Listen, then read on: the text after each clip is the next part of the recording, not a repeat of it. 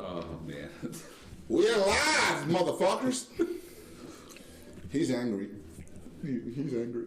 Look at him. Look at him. He's bad. Look at him. No, I'm not. Hey, I'm a Patriots fan. I'm not angry. I'm Kyle Chapman. That's Brian Lopes. I am also a Patriots fan. Hey, I just want to check. That's Eddie Ortiz. Are they still them boys? Who? Are they still them boys? We got Dak. We got Zeke. We got this week.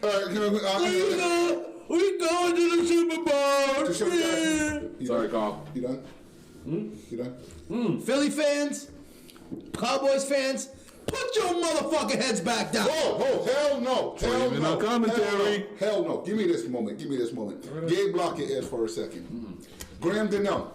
I don't give a fuck if you got half a leg, half a foot, half an ankle surgery, Achilles surgery, you can't breathe, you gotta babysit the kids. I don't give a fuck what's happening. Get your motherfucking ass back on that field. What the fuck? Ah!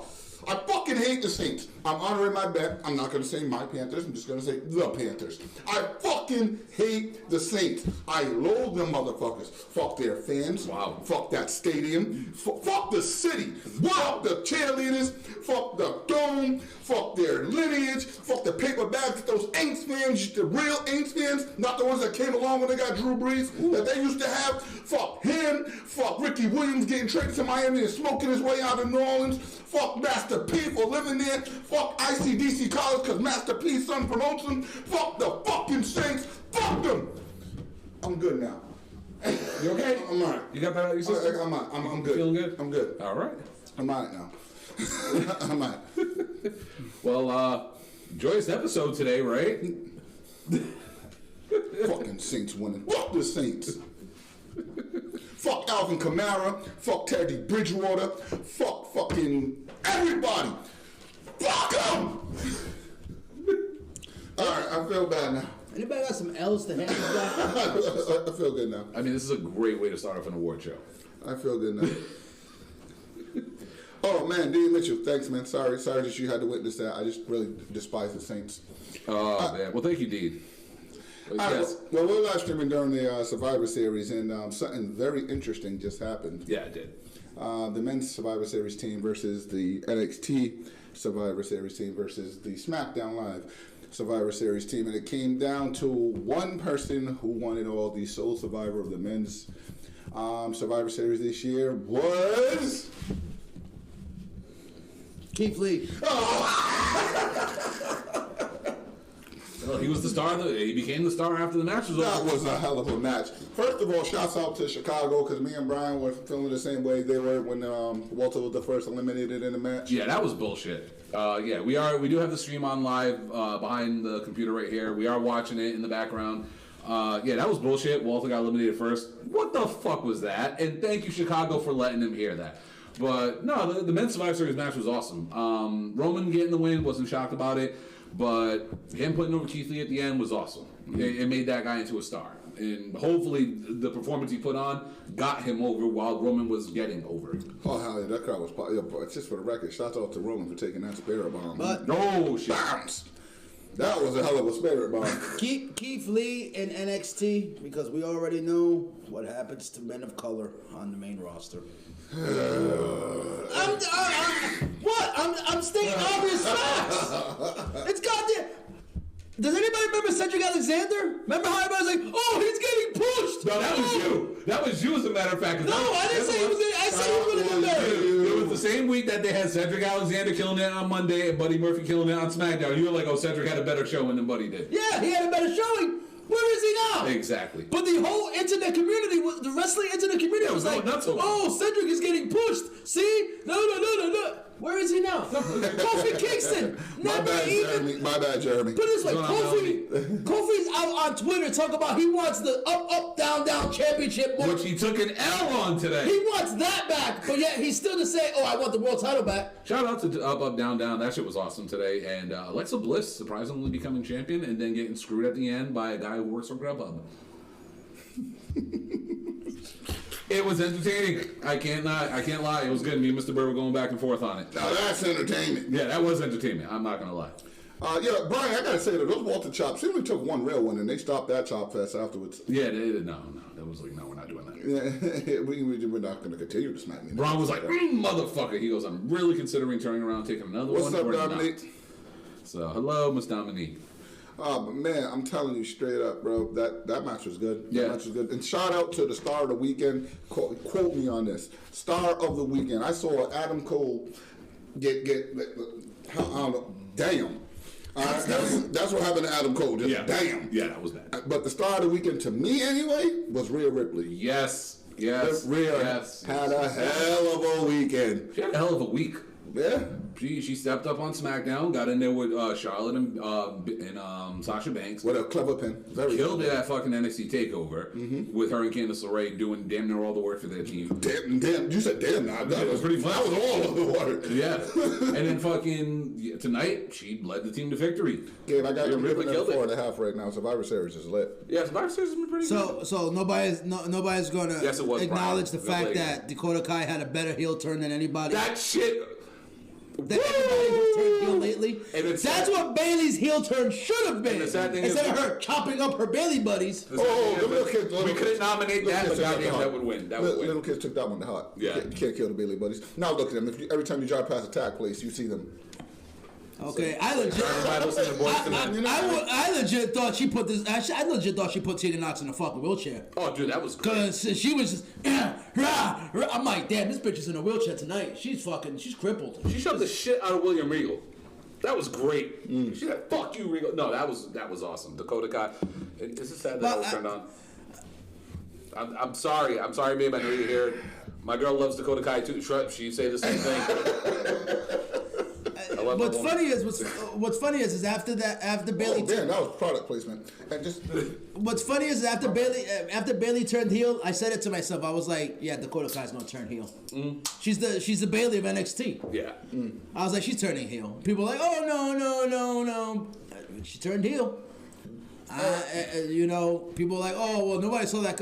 Kind of did see that coming. Yeah. Oh, speaking of booty girls, Toni Storms. Whoa. Who? Because the WWE is treating her like who? She just showed up on Friday and everybody's like, well, she had a good watch it tonight? No, he hasn't watched it. I haven't watched it tonight. She had a pretty good showing. It's Toni fucking Storm. You think you would have some sort of fanfare for her, some sort of fucking announcement for her? That's what I know what you mean though. Like they could have promoted her as a star. Yeah, I get what you're saying about that. That's what I'm saying. She just showed up and also. But she looked good. She looked good tonight. She did. She looked damn good tonight. And people are like, oh, she's out there with Dominic, close your ears. You know. She's out there with Team NXT and everything. And, like no sort of. This is how you introduce her to the NXT in the States and to the main roster. It's nothing. So speaking of women, I think we should. Just in case you guys didn't know, today we're actually going to give the results of our very prestigious, very official. Oh, he got his Joker outfit on. He's about to get treated like the Joker. Hold on. He gonna hey, if he lasts at least 10 seconds, it's all good. Nah, Dominic, Charlotte has 0 ass. Tony got a tank. Before we continue on, right? It is an award show. Yes. We are giving out our UWO Awards. Yes, very prestigious awards. So, Miss Dina came up with an idea for us for the show. Hey, Dina! To add some aesthetics to the show. Okay. So she decided to make something for us. And hopefully you guys enjoy it. It's one of my girls' creations. As you guys know, she does the t-shirts for us, and she's a crafter. I'm not going to be on She's not going to be on camera, but Eddie, can you grab this? Come on, Dina. Come on, camera. Come on, camera. That is Eddie's. That's Kyle's. Oh, I get a Christmas ornament. Yes, and this one's mine. And if you get a chance, look at the ornament. Look what it says. UWO 2019, the most diabolical hater this side of the Mississippi. This is actually. I am not a nougat. Yeah. But you know something, Eddie? Since you didn't want to be Owen, here's your second slamming. Oh. Let's turn it around. There you go. I am not a nougat. This is actually awesome. Thanks, Nina. Seriously, that's awesome. Yeah, so she decided to create these for us today. That's fucking nice. Yeah, she's really good with this crafty stuff. But yeah, see, we're in an award show. We have awards. We do. So you want to get one out? We do. And this is let's start with the female. All right. So for best female of last year, we put it up to the fans. And this vote was a very damn near unanimous vote. And I was shocked about this, but I can't complain about it. So, ladies and gentlemen, the winner of the 2019 UWO Award for Best Female Wrestler of the Year is Becky Lynch. Yo, Baxter. This was the biggest margin of votes from anyone who voted. The man. This was the biggest margin. I am so shocked she defeated Tessa Blanchard. That just shows how much loyalist puppets. Here we fucking go. Come on, man. Tessa Blanchard. But she didn't have a great fucking year. Are you kidding me, man? Tessa Blanchard had a better year. I'm better in your chair, by the way. Honestly, I'm with Eddie on this one. Tessa had an amazing year. Don't get me wrong. Oh, no, But I'm Becky- sorry, Jen. but- Sorry, Jen. Jen hates Becky. She hates Becky. I agree with that. Like I said, I agree with Eddie. I think Tessa had a better year. Come on, the woman is literally fighting the guys now. But the problem is, Becky Lynch has had the bigger year. Ridiculous. It was a huge year There's for her. no question about it. She won the Women's Rumble. She did. She ended up beating Charlotte and Ronda Rousey Only person to pin Ronda Rousey in the main event of WrestleMania. So I can't even be mad at that. So Lex beat Tessa Blanchard, brother. Tessa had a great year though. Don't sleep on it. Tessa. She probably can't win next year. Ronda Rousey. I remember everybody was like, "Oh, she's there for 3 years. She's there to dedicate." Yeah, didn't she retire? Yeah. Yeah, hey, you know something? It wasn't our vote. Hold on. Just so everybody knows, everyone's in the chat saying that she beat Tessa. Yeah, we gave our nominations last week and we put a poll out. We said the fans can vote. We invited all of y'all. We invited everybody. We shared it on every group page, all that stuff. The fans had the options to vote. We just gave our nominations. You can't get mad at something you voted for. So take this guy who voted for the most prestigious tag team titles in the history of the WWE when he held up that We Want Women's Tag Team. I ain't hold up shit. Hold on. Yeah, you were there. You were there. I was there. Paul was in that same seat. I wasn't a plant. Paul was in the same seat a couple days ago. He was there with you. I was guilty a by plant. association. I wasn't a plant though. That's right. Oh, All right, here we go. That was better. Trust me, they would have gave me one of them signs. You would have seen me on TV wiping my ass with it. You know what I'm saying? But you know what I mean? The vote was up to y'all. So it was y'all's vote, even though it was our nomination. So, and like I said, this one was damn near. All right, Rey Mysterio's already lasted longer than Kofi Kingston. Time for the culture to riot. I can't take this dude. Great. Somebody posted that if Rey Mysterio lasted longer than Kofi, they were going to riot. How's it going, For the Penny? culture. Hey, Penny. Well, guess what, culture? Time to riot. Yeah. Time to riot. But my no. goodness, man. So the winner of the female award for Best Female Wrestler of the Year goes to Becky Lynch. I mean, what more do you want? She's put on great matches. She main evented WrestleMania, historical first. Yeah. She's won the first ever women's Royal Rumble. Excuse me. Yep. She, I mean, dude, she killed it this year. She tried to make a heel turn, and the fans wouldn't say. She said, "No, fuck you. I'm not doing this heel turn, Vince. You're listening to me." We're not turning on you. Oh, we hate your city. Oh, shit, we hate it too. Like, bitch, we live in Lafayette. You know what I'm saying? She could have gone out there and started beating kids out their parents would have been like, beat that motherfucking badass kid up. He's a bad kid. He was bad. She was great. No, like I said, They would have handed great Becky year. the belt. Whoop that ass. What's going on, Mike? She could have gone, kicked your dog, and he'd be like, my dog acted up. He deserved that kick. One more award. One more word. All right, which would you like to go with next? We did the female of the year. How about the one that was probably going to be the most entertaining, and that's the brand of the year. Brand of the year. Okay. Well, here's the deal about brand of the year. There was actually 2 awards that my dumb ass, yes, you guys can bury me, did not put up for votes. Well, you're a Patriots fan, so, you know, we can expect too much. It's okay. But I think this is something that we can have. Really, Penny? There's 3. Really, Penny? Really? Penny, that's a discussion for another day. But no, this is an award that I never put up on the poll. There was only 2 options, and there's 3 of us here right now, and there's a ton of people in the chat. So we're going to have you guys that are in the chat right now make this vote for us. AEW. Brand of the year, in our eyes, there was only 2 brands that really stuck out to us. AEW. And those 2 brands pretty much go against each other on Wednesday nights. And they get... Yeah, it's the Wednesday Night Wars. AEW. They get the co-winners of the year for brand of the year. We have to give it to both of them because, in all honesty, what AEW. obviously Eddie is biased towards AEW, but let's be honest, it's the 2 shows that we loved. There's one thing you can count on NXT over AEW though. What's that? Competent officiating. Wow. Well, obviously a referee needs to go back to school because he botched that 3 count a match ago. Oh, we're botching 3 counts. How about that Pac botch? You don't remember that? Hey. Oh, okay. While you guys are going back and forth, I'm just looking at the chat right now, and it's ARW by Brian, even though he corrected it. Yeah. AEW and NXT both. Carl says AEW. Jeremy says NXT. Gabe says facts. Facts, bro. I'm sorry, I was like Ron Burgundy for a second. I just read what was on the screen. Facts, bro. Facts. Facts. But no, I mean, either way you can look at it, NXT has been a consistent product all year long. You know what I mean? They obviously have been around all year long.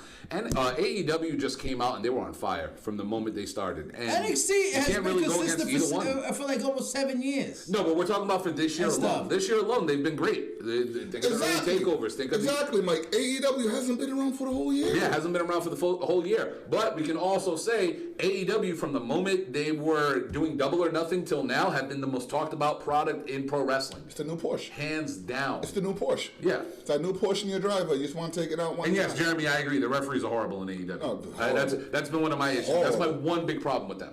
That and JR. You might as well think that the McMahon Helmsley era is back with them referees. But no, but both shows have been killing. Concerned, it's a different company. Facts, Brian. I said that. Facts, bro. The refs work on the different rule books on AEW. Referee's discretion. Yes. That is true. Can we see that rule book, please? I'm sorry we don't have robotic referees coming out like WWE does. Aubrey Edwards is great though. She's a good ref. Yeah, she's Admit that. a lot better than John Cohn's botching ass over here. So we're going to switch subjects while he's in his glory. And this past week was pretty good. A promotion that we talk about often, I hope you watch it, is NWA Power. Okay. And I'm going there, motherfucker. All right, let's do this. Oh, yes, I'm going there. We're going to have this conversation. Oh, yeah, we're going to Eddie, do this. Sit back. We're going to do this. Eddie, you can fall back for a little while, all right? But NWA Power, number one, if you're not watching it, you mentioned a damn good wrestling show. That show they're legit. I love the old school feel of it. Oh, here we go. However, Dominic just jumped in the ring.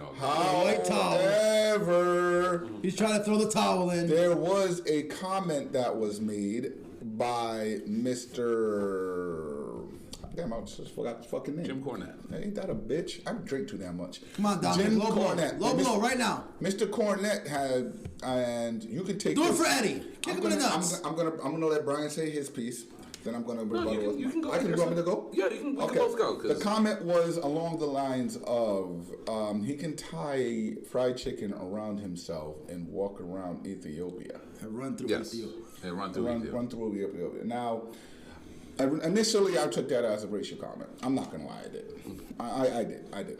After a couple of days of pondering it and listening to his explanation, he said it wasn't a racial joke, more of a starvation joke, and he's not going to apologize since he used it in the 80s. Number one, that's not a comment that you want to make, especially when trying to build a brand.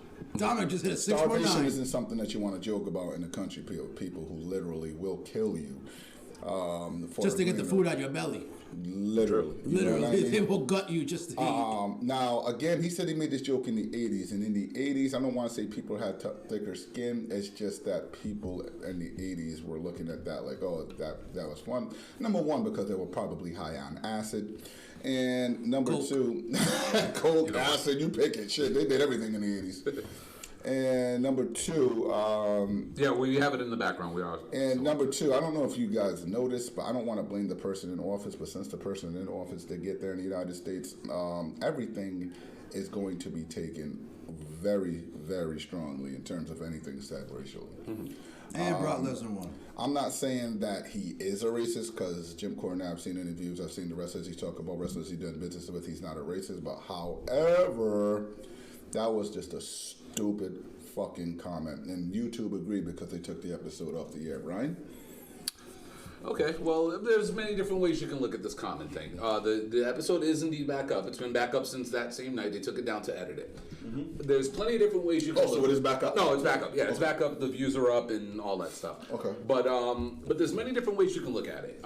With the whole Jim Cornette thing, originally I wanted to argue with you about the joke being racist, even though because I know your stance when it comes to racism, and trust me, I feel the same exact way. Mm-hmm. I look at it as it was a poor tasted joke, but people are so quick to be offended by this joke. People are snowflakes now. People are snowflakes. If you go back years ago, and I can say this, and hopefully you guys get the trend I'm saying, even though I know what everyone's defense is going to be. It's going to be the fact that we're in a different time now. It's 2019, social justice warriors, blah, blah, blah. I get it. Mm-hmm. Starving Marvin was not one of the greatest episodes in South Park history. Whoa, time out. Wait. No. The fact that you got a smile on your face. Hold on.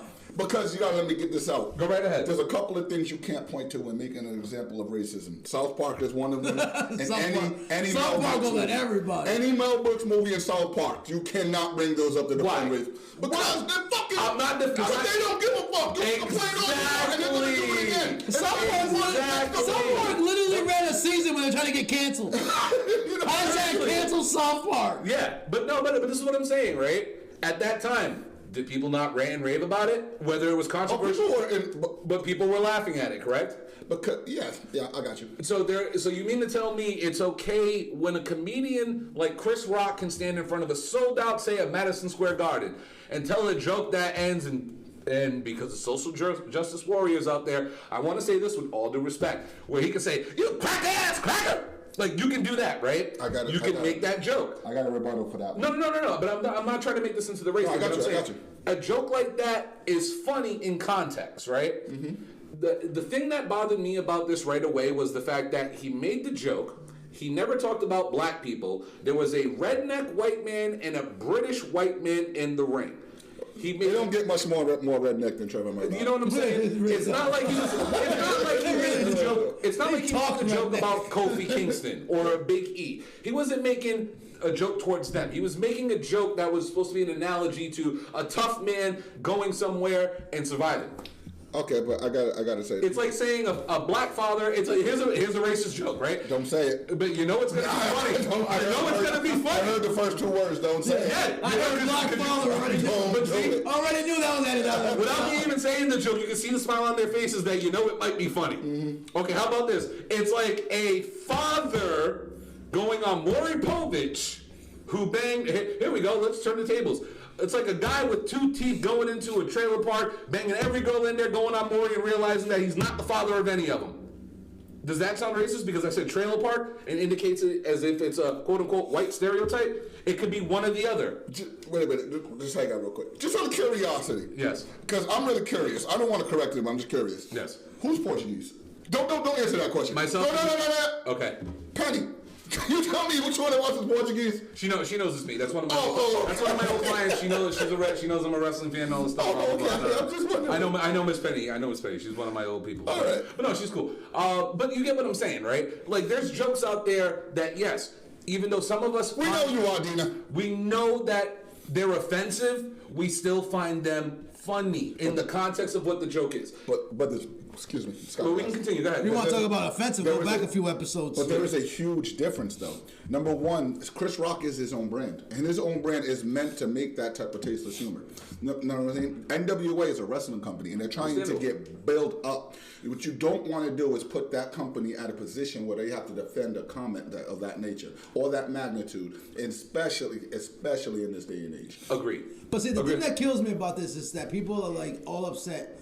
It's fucking Jim Cornette. Now, Mike, send that to the inbox directly. Yes. But it's like, it's Jim Cornette. How are we shocked by what comes out of his fucking mouth? Agreed. Like, anybody who is a wrestling fan, who knows their wrestling history, knows Jim Cornette. Okay, this man grew up in the time of $1,000 on Shayna. This man, look. It's like everybody, you know, people were shocked by Hogan using the N-word. He grew up during that time where it was okay. It was thrown around. Whoa. Unfortunately, it's unfortunate. I'm not giving him a pass for it. No. Yeah, babe. He's not getting a pass for it. But it's like he grew up in that era. Jim Cornette grew up in an era where they were still segregating black people and stuff like that. So for him to throw an off-color joke like that on there, it's not shocking to me. I listened to it and I was like, why are people in an uproar over this? Like, because that wasn't just him. It was a poor joke. That wasn't a joke. That was him being dead serious No. saying that this man's not good enough to marry my daughter just because of the color. Yeah, the Hogan thing was a different situation. No, Hogan. But you gotta say. But I'm not shocked. Hogan saying it was shocking. I'm not shocked by the fact that Hogan is got that mindset or would use that word because of the time of his age and when he grew up and everything. It's like people be like, "Oh, Vince isn't Vince is fucking is a discriminatory racist." Booker T might have even written that, but they definitely okayed that sketch before he went out there and did it. But let me piggyback off what Eddie's saying, right? With the whole thing about Cornette being racist in those times. Cornette was a Southern guy, but Cornette dealt with a lot of black wrestlers. He's put on a lot of people. And this is the thing, I want to hop off topic for 2 seconds because I got to continue this fucking burial of Mark Henry. I'm sorry. Dude, you're the biggest asshole when it comes to pro wrestling. This motherfucker sitting here throwing shade all over the internet. He's on fucking TMZ. He's on Busted Open. Because he was offended by it. He's offended by it, right? Yeah. And you're saying that Jim Cornette is racist and he doesn't like black people. Motherfucker, 2 years ago on Busted Open, before Jim Cornette got on the radio and you did the interview with him, you're sitting here telling people how you owe your career to this man. Because when you went down there in OVW, you were staying at his house. You were borrowing his wrestling tape library. And if you haven't seen the wrestling tape library, watch any of the NWA stuff, you will see the video. Yes, Bailey's coming out to the ring. That's and the computer's blocking Bailey's booty. But you sat there and lived in this man's home. You know this man's not racist. If he was racist, would he have you in your house, in his house, living there, training you, preparing you, calming your ass down when you're ready to beat the shit out of other wrestlers who are making racist comments? There's a difference between a person that is totally racist versus someone who has racist tendencies. But that wasn't a racist tendency. That was probably the white. It's like the cool white guy in the group who makes a black joke until you realize, oh shit, I shouldn't say that. And then he gets his ass whooped? Yes, he may get his ass whooped, but you know something? He's still cool. He's Cheddar Bob. Cheddar Bob done shot himself. Cheddar Bob didn't realize you shouldn't have a gun right now. Cheddar Bob got shot. But what happened? Cheddar Bob ain't pulling out that gun. I understand Jim Cornette's from that school, from that old school class where that's an acceptable joke, but you have to know in today's day and age. Agreed. That's what I'm saying. And that's the second part of my argument. That episode was filmed weeks ago. Mm-hmm. Dave Lagana. Hold on. Baddest woman on the planet right there. I've been saying that for years. But no, Dave Lagana, the guy who edits the show.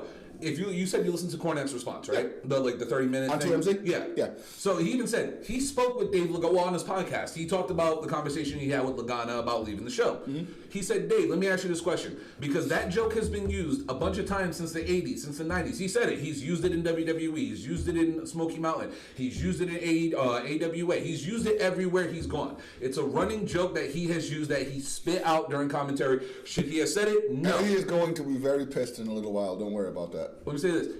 Should he have said it? No. But at the same time, the people who are sitting there editing the damn show, and Dave Lagana, he said, when you heard that line, what did you think? He goes, honestly, it blew right by my head. Cornette goes, exactly. It was a fucking joke.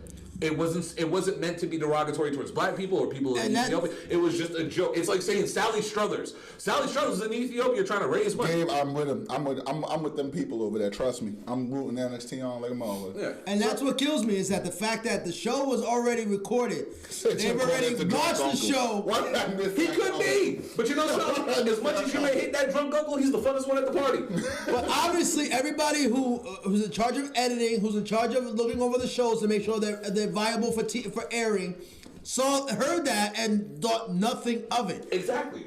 It was the snowflakes and the social media justice warriors who made it to be bigger than it really was, to the point where Jim Cornette literally had to say, "Okay, I quit." Yeah. Are you calling me a social warrior or a snowflake? Did you? No. Because you know what it was. You know what it was with you at first, and I can say this as someone who knows you. Oh no, I was pissed at first. Yeah, you were pissed at first, and like I said, I had no problem debating you because you probably thought it was going to be a racial thing, and it really wasn't a racial thing. It was just it was a joke that was outdated. It was an ill-timed joke. Yeah. Yes, and it's not Cornette's fault. Like I said, everybody makes jokes, and it really ain't. You're the most racist shit ever, but you're laughing. And it really is Because in the context of that moment, it's funny. But again, they are meant to get those tasteless jokes, those stereotypical jokes, those fucking I can't believe you just said that jokes. Agreed. Will shock you to you laugh and you shock your laugh because it's bad taste jokes. That's going to be what the Chris Rocks, what the Dave Chappelle's, what they do. Yeah. Hell, the Mel Brooks. One of my favorite movies of all time is Blazing Saddles. If you have not seen that, and I don't give a fuck what race you are, every race got roasted in that movie. Yeah. Every race, culture, creed, religion, belief, you got roasted in that movie. Yeah. They roasted everybody, from Native Americans to Irish.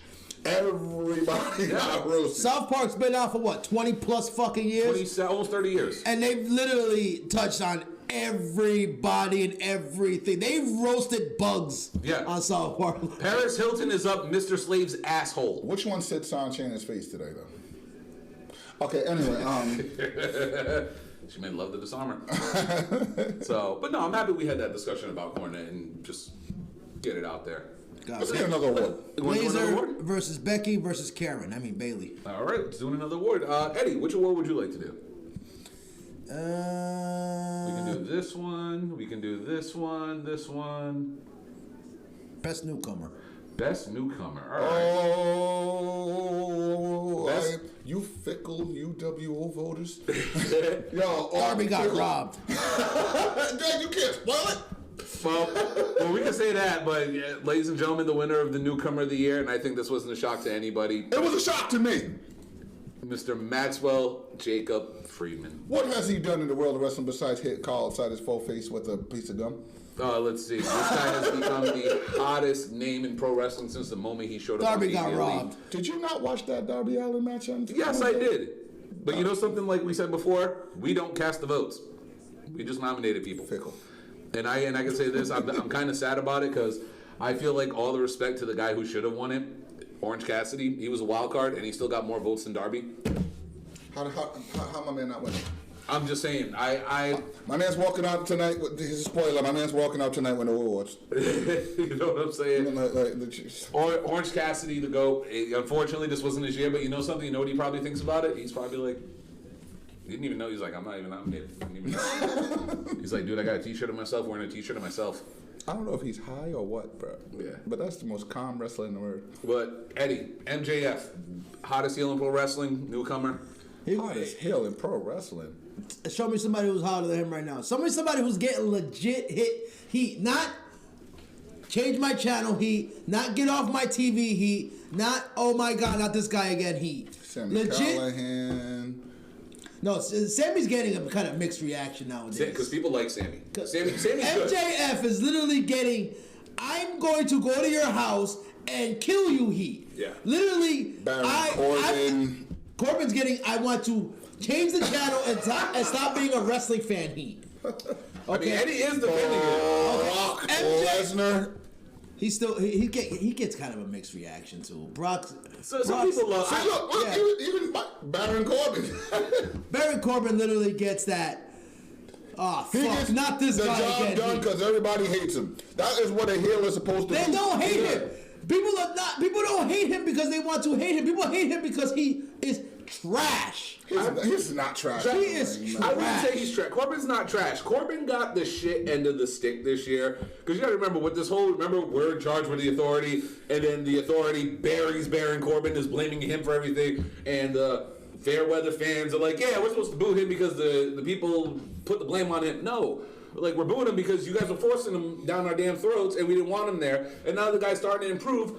We're still like, we don't give a fuck. He's improved. No, he's improved a lot. He's not a lot better. I think the King thing is working. It looked like he improved during the King of the Ring tournament, but he's kind of regressed back. Eddie, you want me to tell you why I feel like you say that? Because he's fighting Shorty G. No, well, that too. But you know what? They've been focusing on Survivor Series. Shorty G made him a fucking star in the fucking King of the Ring tournament. Yeah. Shorty G came out looking like a star in that damn tournament. To the point where he looks like a member of the Monstars now. Monstars. Motherfuckers are cheerleader for goddamn Seahawks. Yeah. Go, Russell, go! No, Russell, go! The thing with Corbin, like I said, he's been getting the shit end of the stick storyline-wise. Thank you! Corbin's not trash! In the ring, he's not bad. He's athletic as fuck. For a guy his size, he can move. The biggest thing with Corbin that bothers the shit out of me is a guy who looks like that shouldn't sound like this. when he talked. Like, it annoys the hell out of me. Okay, put it this way. I feel like he should have a Braun Cena type and voice. Roman got more of a voice. moveset than fucking Baron Corbin. He's got what, deep six, end of days, and that fucking slide out, run around, slide back The in the slide out close thing line. is pretty impressive. Hell, there's another heel in the ring right now, Shayna Baszler. Yeah, and she gets more legit heat than fucking Baron Corbin does. True. Well, maybe because her dildo is bigger than yours. But MJF. I'm sorry. Biggest news of the year. Has there been anybody this year that's been on the name, like been on the tip of our tongues more than this guy? No, I like MJF. I'm not gonna lie. Are we really gonna be surprised that Shayna Baszler is the man in the bed? But here's my. You know damn well, whoever it is, whether it be female or man, she's tapping. She's like, say my name, bitch, or I'm choking you out. That's Mansoor. That's Mansoor. Oh man, Monster volunteered for that too. What the fuck is wrong with him? She asked that before she choked him out. What the fuck is wrong with you? But you guys want to do one more award? Interesting take, Mike. Wrestling's not about wrestling moves; it's about moments. That is true. All right, one more award. Well, Let's do it. Well, we might as well do turn of the But year. wait, but to bring it back off of that, what moments has he had? Who, Baron Corbin? Well, winning King of the Ring is a big deal. Retiring Kurt Angle at WrestleMania. The Kurt Angle thing, yeah. Whether we want it It's or true, not, bro. whether we Whether- want it or whether- not, it's in the whether you- story. If you want to count that as a moment towards Baron right ahead, but that was more of a slap in the face towards Kurt Angle. But you whatever. gotta remember, it's to build on a guy for the future. The one thing Baron Corbin can always say is, "I was Kurt Angle's last match and I beat him." And not for nothing, he's not hated in the locker room. Yeah, no, in the locker room, the guy's like, I mean, he's a dick, but from what they portray of him, he's a dick in the locker room. But he seems like he's chill with everybody, like he hangs out with them. But no, let's go. Since we're talking about good guys and bad guys, we're gonna go to Turn of the Year. And this one, like I said, if it wasn't for Dakota Kai yesterday, this literally should be a landslide. But based on the votes that This is off your votes, guys. this is off your votes, and this was like 90% of the votes went to Miss Bailey. Hey, bitches. Turn of the Year, easily Bailey. It was, like I said, not even a question. Once again, nobody watches New Japan. Honestly, agreed. I agree with you, Eddie, on that one. That Kenta one was big news, but That was huge fucking news in the world of wrestling, but apparently that just went woo. New Japan, you know what it was? New Japan's buzz died off mid-year, like literally middle of the year. AEW just Damn, Gabe, tell him how you feel. Ooh. I'm not reading those comments. I'm not reading them. At least Gabe's on board over here. So. I know Baron Corbin sucks. But no, Corbin, in-ring Corbin's not that bad. But the Bailey turn, you had kids crying on the internet. That shit was on the news. That shit was on the news. It was trending worldwide. It was literally the heel turn that everybody on the planet was asking for. We waited for that. We wanted that one. Well, And it whoa. There's one more heel turn that we haven't gotten yet, and that's Roman. I think people wanted Roman to turn more than Bailey. Man, we ain't never gonna get that fucking turn. Hey, we're having It's like Cena. Cena. Same Everybody thing. was praying for Cena's turn. No, never came. It might not happen. Man, Cena. I don't think we're ever gonna get a Roman turn. If we get a Roman The turn, reason I think that Cena never. I'll start waving the flag. Honestly, Cena is pretty important to little kids, man. Think about all the kids, all the wishes. You know what I mean? This kid dude is literally doing charity work. It'll probably, The man has the record for the most Make-A-Wishes, He does. and ain't nobody touching that fucking record. Nobody in the world. Last I heard, he's done. He had done like over 500 plus. Yeah. A Make-A-Wish. Yeah, no one's even Like come every close to that. day. Cena, you want to meet a kid? Sure, I'm on my way. Yep, I'm in town. So, Sure, why the hell not? That's one of the things where Matter of fact, Cena- I totally respect the man Cena. I wasn't a huge fan of him in the ring. I wasn't a huge hater of Cena neither. I was, like I said, I'm a Cena booer. I'm not a hater. I'm a booer. You know? Old school Cena. Yeah. Terminology Cena, Yeah. I found that fun and everything. But once it got to the Superman Cena where it was like repetitive and his 5 moves of doom. 6. Well, he only added 6 recently. Nope. Lightning Fist is new. But nevertheless, I'm sorry. outside of the ring, the man Make-A-Wish called him up and said, "It's 3:00 in the morning. Can you meet this kid? He's on his way." I can't believe Jeremy just said that, bro. They're not all of them are. I can't. Not believe all of them Jeremy are. just said Oh that, my bro. God, we're all going to hell for just reading the comment. I can't believe you just said that, bro. Not all of them are. A lot of them are still kicking. Yo, what the hell? And you're concerned about Jim Cornette, right? You're concerned about Cornette, right? I can't even laugh at that. That's Dude, we might not be able to do comments anymore because of that comment. Oh my God. No, Jeremy, what the fuck? All right. Oh shit. All right. How about this? Let's go with. Hold on. All right. Since we're Somebody give that man an award for comment. Most outrageous comment of the year. Wait. No. Hold on. Jeremy. Here. Three of them for you, man. You want to be Owen? Okay. All right. Let's take a breather. Yo, what the fuck? Holy shit. I gotta process that one. Damn. All right. How about this? Somebody call Ron Simmons and go, damn. We got. All right. I know we're all speechless right now because that comment is all right. How about you guys want to take a break from talking and like just set this up and let this play? I can't believe you said that, dude.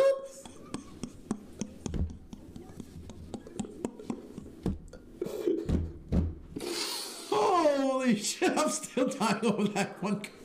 Woo! I can't. Woo! I need a drink. All right, so I need something stronger than a beer, man. Should I get to this one? Should I get to this one real quick to give us a few minutes to? All right, really quick while we got a bunch of y'all in here. One of the things that we're known for on the UWO podcast, usually around the midpoint of the show, is we have a segment every week called the Burial of the Week. And throughout this year, we've had a bunch of Burials of the Weeks that were very interesting, that went very left turn, like the tease. I don't know what you're talking about. We had a guy. A left turn or a right turn? I'm not even going to touch that one. Okay, so Just a split. It's a 180 turn. But last week we gave you guys two options on the. See, shit, man. I can't. Fuck. Oh, one day we're gonna get banned. But no, we gave you guys two options last week, and a member of the group chat who's in here right now, Brian Lucier, decided to put an add-on in. And not only did he put the add-on in actually won. And it was one that I couldn't find the audio for, and I feel kind of like an ass because between us, we did throw it in there from time to time. But man, oh man, ladies and gentlemen, the winner Of the Burial of the Year. And we're going to take a look at it just so that way we never, ever forget. The porn stash, baby! The porn stash. The Super Trooper mustache. We need that mustache back. Ladies and gentlemen, it all started off with Eddie beginning a burial. But it wasn't just a burial. It turned into a roast. And man, was it funny. It got to the point where the WWE literally made him grow it back. Yeah. Like they must have heard that. It's like, you got to grow that shit back in. Because we just heard this podcast and they just went in for like 45 fucking minutes on you. And let me just say this, Brian Lucier, you did find it. You did. Oh, Carl actually wrote that in, yes, but I didn't have it up as part of the poll. But yes, Carl, this technically would be your win. So what I'm going to do is I'm going to play some of the audio. Give us a second to come back from what was said because, goddamn it, this is just funny. And you got to see our reactions to what we did, and it's. Brian, because you type like that all the time. Love you, baby. I don't have a burial. I have a roast. Oh, Get him! I'm just gonna put the photo up. Oh, the ravishing, the glorious, Robert Roode. Wait, you mean Silas Young? The brownie paper towel guy? Oh, Dashing man. Cody Rhodes. I mean, the guy from Boogie Nights. I mean, Dan Severn? boy, oh boy, did we reintroduce somebody. Oh my God. That's how you do it, WWE. You gave this man a total Rick Rude. The mustache, the stash, the lip cozy. Holy shit. I can't stop with you, man. The flavor saver. You I need a flavor saver, bro. man, you not only look like Rick Rude, you look like That was a black funeral. you look like the stepdad that mama brought home after her big divorce and everything that says, I want to be your friend. Okay. In the morning. Me and your mama getting kind of close right now. He looked like the man that literally down south at a clan meeting. He looked like a truck driver. This man. What the? I'm glad that he's finally turning heel, but if he starts gyrating his hips and start customizing his trunks, Oh, you fat sweat hogs! He already had the robe, bro. He already got the robe. that shit was a highlight of Raw for me. And really quick, this roast went on for about 15 minutes, and I'm gonna jump ahead a little bit just so you can hear some of the, some more jokes. From an old Western Clint Eastwood. Get me back on screen, please. Okay, Mr. Chapman, you are indeed back on screen, just so you know. They can't see you. Oh, good. All right, I didn't know. Mr. Awesome. I was about to say it again. Mr. Wildman Congo. Can I talk to you for a second, brother? Bleacher Report just snitched, right? Because I'm not watching the game. And there seems to be a smacking going on right now. Aaron Rodgers, 10 for 20 for 41 yards, and this 23-0 ass whooping that they are getting at halftime. Okay, continue. All right, we'll take you all with this because this was indeed greatness. Clint Eastwood movie. He belongs in a Magnificent Seven. I bet you Robert Roode was sitting there with Chad Gable like, "Hey Chad, I bet you get those football over the mountains." Oh my goodness, man, I can't. I can see. Yo, Smoking Guns Part 2. We're gonna get. I'm glad they didn't make Gable grow out a mustache. You know something? Billy Gunn and James Storm are reuniting. He's like, "Yeah, watch this. Hold my beer. Give me a cowboy hat. I got a mustache. Somebody get me Stylish Young. Bang bang. Smoking Guns Part 2. Oh my Lord. Please let it happen. Do this for us. The only person that has a lip cozy just as funny, I got it. Your boy Bugenhagen. Because he needs to There is your with answer. their mustaches. Whatever. Yes. Oh my God, that would be great. Bugenhagen and Robert Roode. The new Smoking Rocklands. Oh my Lord. I haven't seen him on NXT. Just imagine him, Bobby Roode sitting there doing the glorious pose. Next thing you know, you see Boom Boom on the side. He's just sitting in front of him doing his air He's guitar. doing the air guitar to glorious. Oh my God, that's Vince. Take my idea, please. It's Mustache Mountain. Mustache Mountain. Oh my God, look at those guys. Oh, him transcending the top. They wanted to They had gold with that stash, man. They really had gold with his stash, and they did nothing with it. I'm jumping a little bit more ahead. He looks like the type that hangs out at the mall. Ladies and gentlemen, from that last comment, we're all going to hell. All right? We're all going to hell. We're all going to hell for laughing at that. This dude just said he had an upskirt shirt. I'm done, man. I'm done. Oh wait, no, that was the best one. I gotta bring that back a couple seconds. Strands of hair on his lip. Yo, this dude just started a fucking 30, 40 comment roasting of this dude, man. I'm sorry. Guys, if you're listening on the audio version, Bobby Roode got caught jumping that thing at Family the Dollar. audio version, get over to our UWO page, look at the comments on that. Robert Roode looks like the guy that goes shopping at Walmart in the middle of the night. Oh, Wearing just lip flops and a pair of boxers. Vermont people are some weird looking motherfuckers. Yo, These are sandals and boxers. This is legal. This is illegal.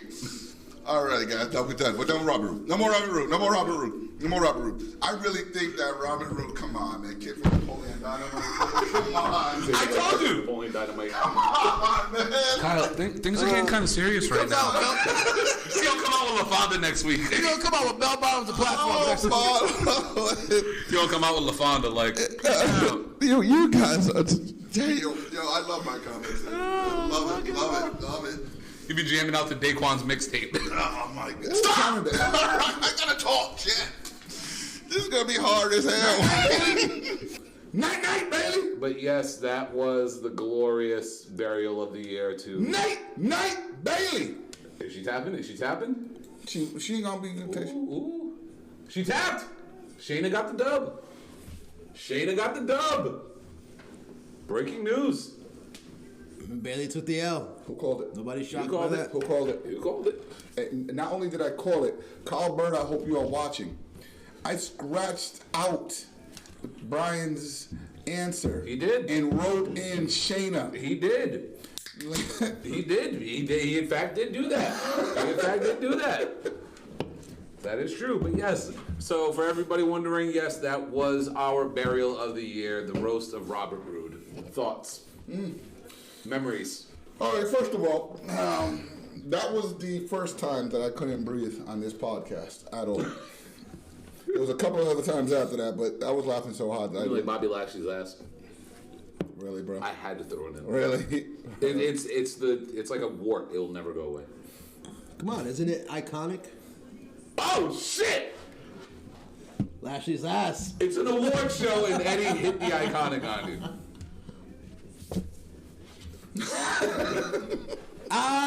Garbage. But no, How about this? continue. How about this? Peyton Royce will beat every woman in AEW. I said it. I said it. Peyton Royce is probably counting down the days her contract is up so she can go to AEW and be with her fucking man.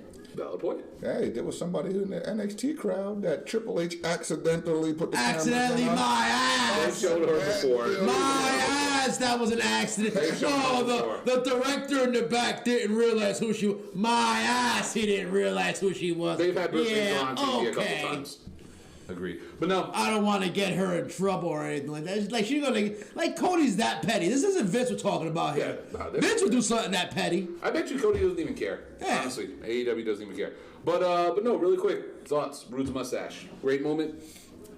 I'm glad he shaved that motherfucker. I'm sorry. I'm mad they didn't go. I'm mad they made him grow back in and not fucking have that mustache. That was money right there. Smoking Guns 2.0, him and Bugenhagen. It could have been a thing. Even fucking just go the route of evil porn stash having fucking Robert Roode. The dude literally looked like a reincarnation of fucking Rick Rude. Yes. With that stash. Yes, he did. Like all he needed was some trunks with somebody with some girl's face on it doing this. That's all he needed. And it would have been like, holy shit, Rick Rude is back from the dead. Like we said, the Saudi show. They could have made it happen. We were talking about it we were literally roasting that. Him coming back as Rick Rude versus Mojo Rawley with the face paint. You could have redid WrestleMania 5 all over again. Warrior versus Rude. Could have been a thing. I feel you, Becky. This is your fucking show. My bad shit. Becky's like, hey, I'm still the man. I'm the UWO Women's Winner of the Year. And cue Ronda's music. Wouldn't be shocked. Wouldn't be shocked if Ronda showed up. Nah, Shafir. The GOAT.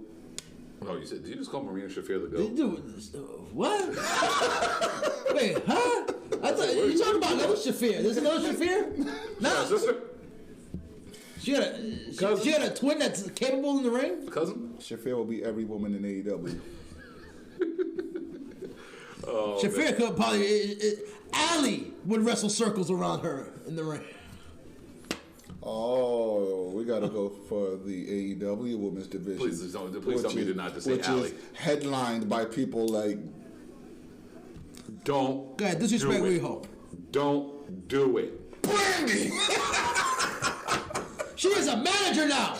She is not an in-ring competitor anymore. She is a manager. That's right. That is true. She's doing a damn good job at managing. That is Day Day's baby's mama with Baby D. All right, and now that the Survivor Series is over, all the people who are Brandy watching would the wrestle show- circles around Marisha Shafir. That's a sad part. Brandy would make her look like a fucking amateur in the ring. Really quick, now that Survivor Series is over, if you got wrestling friends, tag them in here because we still got some more to go on the show. We got a couple more awards, and Let's just get onto that great product placement AEW had by putting Ms. Shall we call her Mrs. Cole? Mrs. Cole, Putting Mrs. Cole in the audience. smart move. She's always at it. She's always at it. Yeah, she's always there. She's always there. She's always there to support her man. Mm-hmm. Okay. Now you know. Let's see if everybody's in the same uproar if we see Cedric Alexander showing up at AEW to support Big Swole. True. You know. Let's see if anybody gets in an uproar about that. But she's always there. I wasn't shocked by this. Showed her on there. I was more shocked by the fact that Triple H made a comment saying that it was an accident. No, shut up. I'm sorry, Carl. Before you even say the results, just say, Kyle, you were right. That's all I want to hear. That's all I want to hear. You want to save them for Wednesday since we're going to be on the show. We're going to be reviewing both shows in more detail. So you can give the results. I'm not going to be there. You too. Well, you know something? I know the results of the UWO versus Codex at the Fire Pro Wrestling game. You mean the one that he didn't pick? Yeah, but we represented for him. And guess what? We won. I mean, we had... It wasn't even a doubt. I didn't even know there was something going on until you guys were like putting your picks in. Because you know why? Honestly, it was just supposed to be me just going there talking about the Comic-Con weekend that we had. Yeah, I just crashed. Or Tuesday, I'm sorry. All Yeah, right. I just crashed. So, yeah, he crashed. Yeah, I just crashed. And then Carl wanted us a challenge, so we made a challenge. It's not our fault. Luckily for you, we won. It's not our fault that fucking Fire Pro knows that Orange Cassidy is the GOAT. Of course. Go. Who did not know that? Go. Get another. Go. You know, even wrestling simulators know who Orange Cassidy is. They Apparently- knew his kicks were on level like 100. You weren't gonna stop. As a matter of fact, shout out to Bully Ray. We need to send the APB out for him because yesterday him and Orange Cassidy went shin kick, and I don't think he's doing too good right now. So Bully, hopefully you're doing okay. We are talking about Calfzilla. Yeah, so he is Capzilla, But he got kicked by Orange Cassidy. Hey, in about 8 seconds, we have officially reached the hour mark. that's right. And we didn't do something last week. I know. You know what? I think we can do it this week. Can we? Yeah. Oh, please. The UWO Awards would not be complete without something that the UWO boys are most known for. And that's, well, we're known for a couple of things, talking wrestling. And we also are known for something called, get it on the screen, Brian! The burial of the week. Yes, that is where we go toe-to-toe with some of the worst moments in wrestling for the week. And we, somebody, spoiler alert, somebody goes ahead and gets themselves buried. And we ain't did this in a while. You want to go first? Fuck them Cowboys. Fuck them boys. Suck it, bitches. We got that. We want to talk all this shit. We got Zeke. All the Cowboy fans out there, sports merger, who come out every week. We're the Cowboys. Yeah, we're gonna do this. We're going to Super Bowl. Yeah, Jason Garrett is the coach of the year. Yeah, go fuck yourselves. Okay? Y'all hang on to your past championships in the 90s that nobody remembers anymore because we outgrew that bullshit. Okay? Show some goddamn respect to the fucking Patriot dynasty. Okay? Because we still got more rings than you motherfuckers. Okay? By one. Still got more. Exactly. Okay? I don't care. Carl, how you feeling today? Got a little under the weather right Sick? now? Huh? A little sick? A little sick? No job fest with the kids. When did Patriots fans become Yankee fans? Fuck that shit. When I wake up in the morning and see people on there, let's get on here and say fuck the Patriots. Adrian, okay? How that team doing? You did, because I was in the chat. I'm sorry. You did. You another one. You another one. Okay, go cheer your white running back. That's all you got over there. That's how the white man runs the football. That's all. Put some respect on the Auntie shit. Mama's on his way out the fucking door. me ask you a question. And Robin Vera's gonna be going right down the. Would you take Christian McCaffrey on the Patriots today? Fuck yes. I'm not. Look, I mean, Of course, we'll take him on the. Of course. You see what we see with white people? Danny Amendola, Wes Welker. All they need is dreadlocks and they'd be fucking superhuman. I'm a Ravens fan. And don't worry, we're gonna get them motherfuckers back too come the playoffs. Fuck you, Gabe. You better not see us in the playoffs. You're gonna have to You score. better not see us in the playoffs. You're gonna have to score a lot more than He 13. better stop You running. better not see us in the playoffs. He better stop running. I tell you right now, Baltimore gave away all their tricks, and Belichick said that. Baltimore. All that shit Look, down. I'll say it as a Patriots fan. I'll say this: Baltimore, I kind of fear y'all in the playoffs. Pat Mahomes ain't doing shit, but he needs to stop running. We'll see him next He week. needs to stop running. We'll see him next week. All it takes is a hit. All it takes is a hit. You know, it takes us a hit. Anybody can get hit. Anybody can get. That's right. Tom Brady can get hit too. But guess what? It's been like 20 plus years. Hey. One time in Kansas City. What's sad is when Tom Brady got hit and he got out, even our backup almost made magic. Didn't make the playoffs due to a tiebreaker. This is some logistical Due to a bullshit. tiebreaker. Logistical bullshit. Yes. You done? And our other quarterback Where's your is on the backup? NFC. My backup. I'm saying all our backups are fucking starting. Look, I love Adrian and all. Me and him go back and forth. We shit on each other about wrestling or whatever. Even Adrian's team has our backup, and they're doing good. We're on a peacock. Everybody wants to hate the Patriots, but everybody want to be like the Patriots. And remember, defense wins Super Bowl, bitches. Hey, and you know something? If we lose in the Super Bowl, we got there again. We're okay with that. You're not getting it. Baltimore's going. He did, like I said, $1,000 bet. Baltimore goes to the He Super Bowl needs this to year. stop running. $1,000 bet. Baltimore goes to the Super Bowl this year. All right, so is that your burial lady? Fuck them cowgirls. Go ahead, guys. I have How spoken. many times has the Cowboys? I have spoken. That's gonna be your shirt. I have spoken. Dude, has anybody been seeing The Mandalorian? Yes. I fucking love that character. I have spoken. How many? All I right. was like, this dude is fucking. quick question, because I haven't started watching it yet. Is it an episode released weekly, or is the entire first No, it's season? weekly. Every week. Okay, then I will. Yeah, I'm pissed about It's that. really good, though. It's really good. Motherfucker, I watched the first one. I know. I haven't sat down and watched it yet. I'm not a Star Wars person, but I watched that first episode. I was like, okay, where's part 2 at? Yeah. My fuck, is it at Netflix? I was heated. I'm like, fucking Netflix gives you all of it at once. Fuck Disney Plus. You don't got homework. I said it. I'm standing by it. It's coming. Yeah. May 2020. We gotta wait till May of 2020 for a movie that came out almost 20 plus years ago, almost 30 years ago. Why don't you just go watch Dumbo? I don't want to watch Dumbo. All right. Go watch The Lion King. I enjoy The Lion King. Unfortunately, I can't watch The Lion King with my lady because the animals don't talk. Unfortunately, we can't And I'm still burying her for that. I wonder if they edit out all the racism out of Dumbo. So anyway, Because everybody wants to be a snowflake nowadays. Can we get to your burial? Oh, okay, good. Because my burial, I started, for anybody who listened to the prediction episode the other day, I started my burial, and I'm going to continue my burial, ladies and gentlemen. My burial of the week goes to Ricochet. Ricochet, you get my burial of the week. Because you know why? You, sir, are not a man. Hold on. Has anybody ever noticed how big fucking Taker's ears are? Holy mother of God. This man Taking a Dumbo. This man can hear a fucking cockroach fart from the fucking across the country. Okay. Let's see if we haven't talked about it. Right. But no, let me continue this. Ricochet, you proved to me that you, sir, are not a man. You ain't got no fucking balls. Because you had the audacity. I want to talk about that. You had the unmitigated gall on NXT to show up and you attack Blindside, Ballyhoo, Hornswoggle, the finest job of Conor Reeves, the finest, the man. Ricochet, you went up on my stat, and you went up further. No, fuck, because you know something? I'm buying Ricochet post putting up on my wall. Bullshit. Right, Ricochet's my hero. No. This is bullshit. Because you know something? What happens the first week Conor Reeves is on USA? NXT beats AEW in the ratings. I want to see segment by segment breakdown of the ratings. I bet you that was the lowest rated segment. That's all that of matters. NXT. He showed up on NXT. He got his ass whooped by a little punk bitch named Ricochet. Man, plays with his booty hole. That's why I said it. He plays with his booty hole. All right. He dresses up. I forgot that. He dresses up like a I gimp. fucking forgot that. He dresses up like a gimp, and now he has the audacity to come after the finest jobber. No, screw you, Ricochet. Get your ass in the hole. I'm done with you. I'm sorry. You're sitting here looking like Ike guy or Ike man from fucking NWA versus WCW versus NWA. I'm done with you. But I hope Conor Reeves goes out to the ring, goes like this, and just something.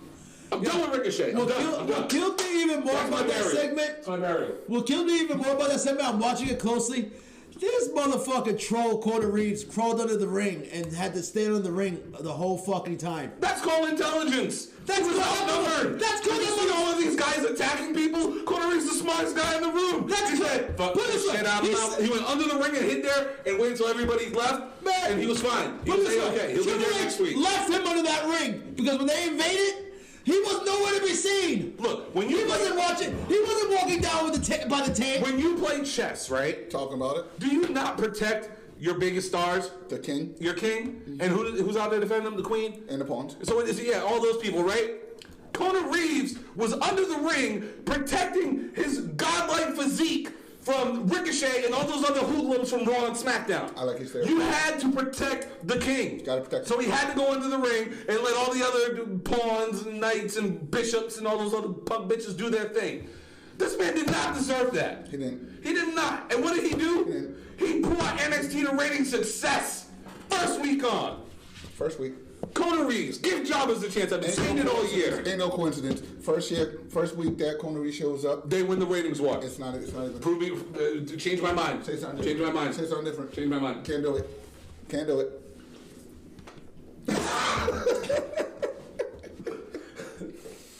I'm still trying to figure out what the fuck nationality this man is. The finest. He's the finest nationality. That's all you need to know. Thought he told y'all. Finest trash. Thought he told y'all. He's just mad. Why do they keep rehiring this clown?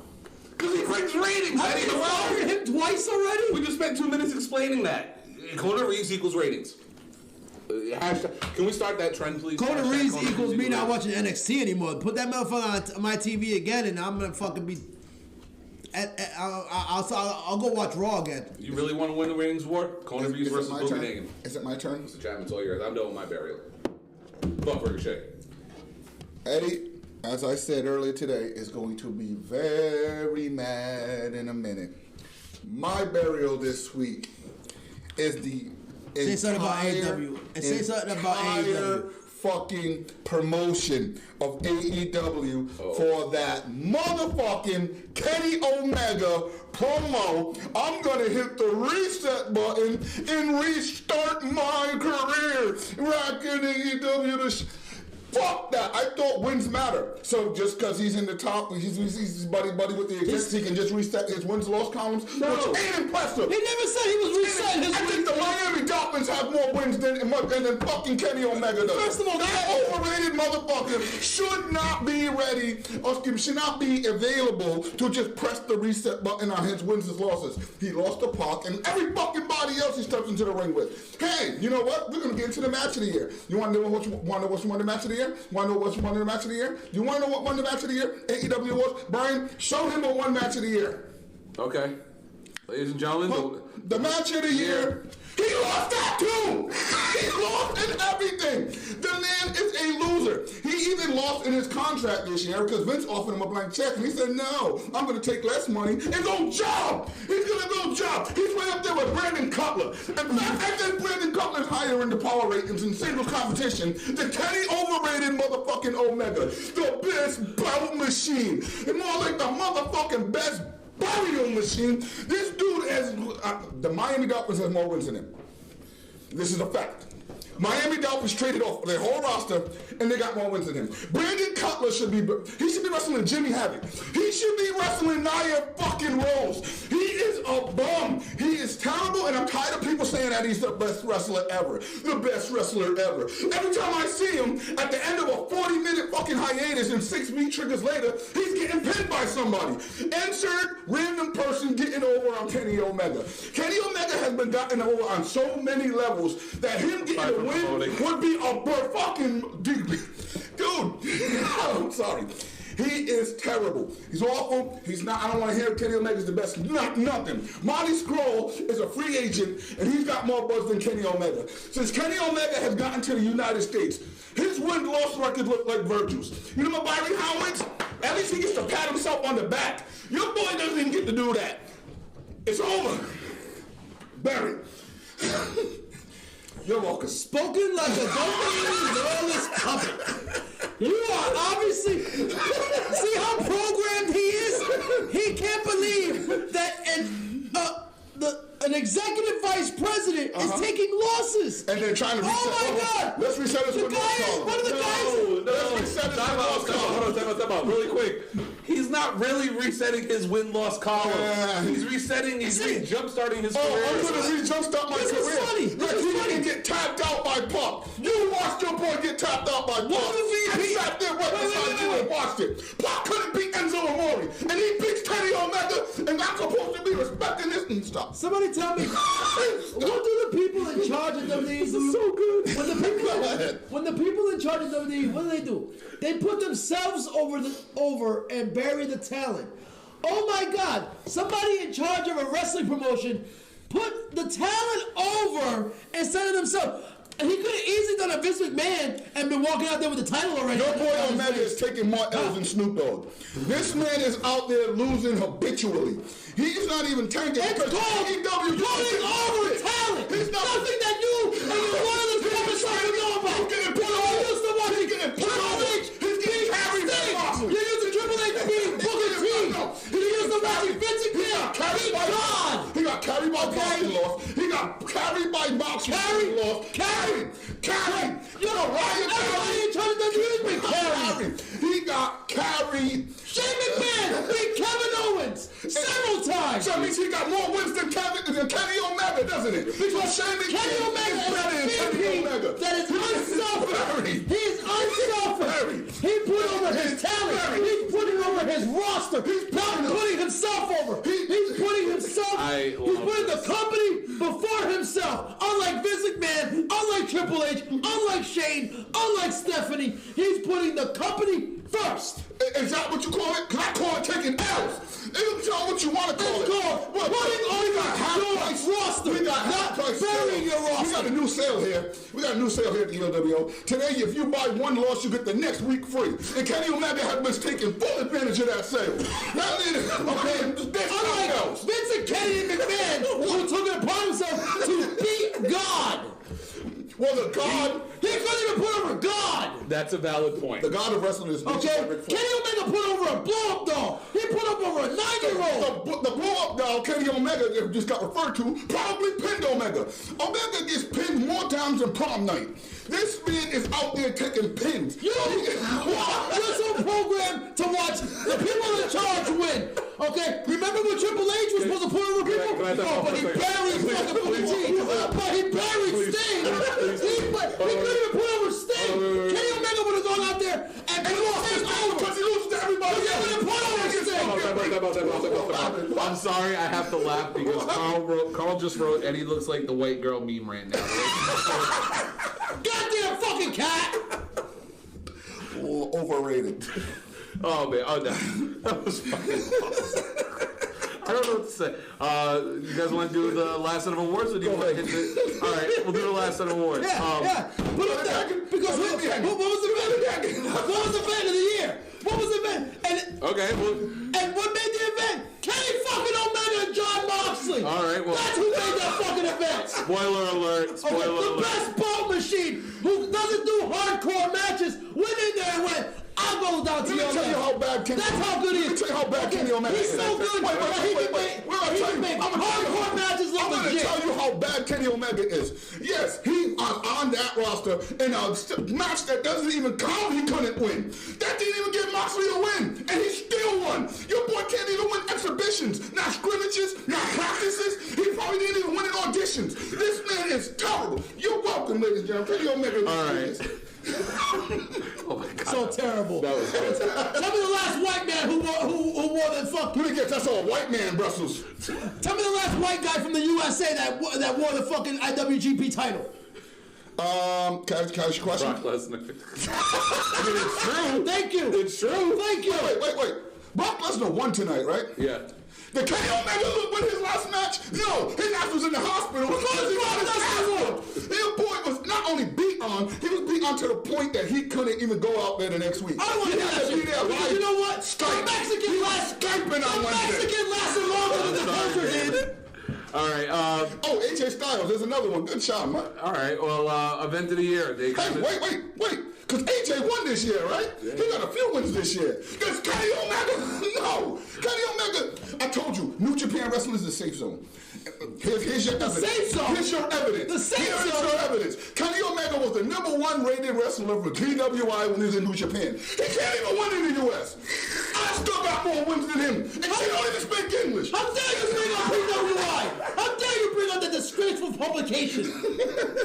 Can I jump in really quick so we can talk about PWI? You know who's not on PWI? Oh. I just got to throw it out there. Kyrie saying. She got more wins than And that's why she's leaving WWE. But you know who is on PWI? Yes. We have to get it in. Just a transition. Do they got more wins than Kenny Omega this year? Well, last I checked, they did. Yeah. They also have a win at WrestleMania. And what was AEW's biggest? When's the last time that bitch has been on TV? Monday. What was AEW? And they lost. What was AEW's biggest? Yeah, Theo Megan. What was what? The eater of pins. Bray Wyatt has just dubbed. You just call him Bray Wyatt? Yeah, Bray Wyatt. Shit, he's money. Yeah. Hey, Kenny Omega ain't money. I don't see nobody rocking Omega t-shirts no more. Because they don't want to walk in the arena a loser. We watch the Cincinnati Bengals if we want to see losers. No, we got to tune in to AEW every week to see this biggest loser. The biggest loser, that's right. Shit, he's changing networks. He should motherfucker. No, but see, unprogram yourself. You're so used to watching the people in charge put themselves over. Really quick. Event of the year, they spoiled it already. Full Gear. You guys voted for Full Gear. Hey, Cody Rhodes got wins this year. Jericho got wins this year. Moxley got wins this year. Kenny got wins. 3 out of 4. Kenny got wins. Kenny got wins. Fuck you. Kenny got some wins. Kenny does got He beat Joey Janela. Oh, who ain't? Enzo Amore beat Joey Janela's ass. Oh, we got to give Camille credit for that. I mean, come on, man. Fucking Come on. coming at Kenny Omega. He got shot in another promotion. That's the only reason he won. Because he was trying to get that bullet wound out. Shout out to King Guitar. If we can vote for best gift of the year, that would probably be. I feel better now. All right. Now that we got that out of the system. Yeah, I got that out. And Nick, don't you dare mention Corey Graves' name ever again. That fucking matter of fact, I'm burying that bitch ass motherfucking tool of a fucking goddamn fucking. You are such a tool. How dare you come at Morrow? Okay, there are three commentators in this world you don't go at. Okay, you don't go at Joey Styles. That's right. You don't go at JR, and you don't fucking go at Morrow. Well, I went at JR. Okay, He didn't want to go there. He went to I jail. did go at JR. you're a clown. You do not go at those three guys. Am I wrong? How the fuck? Don't fuck my childhood. Don't fuck with the voice of my childhood. I just added. Okay. How the fuck you gonna badmouth Mauro Renaro? The man will commentate circles around Corey He's Graves. a lot better at his job than Kenny Omega is at his. Done.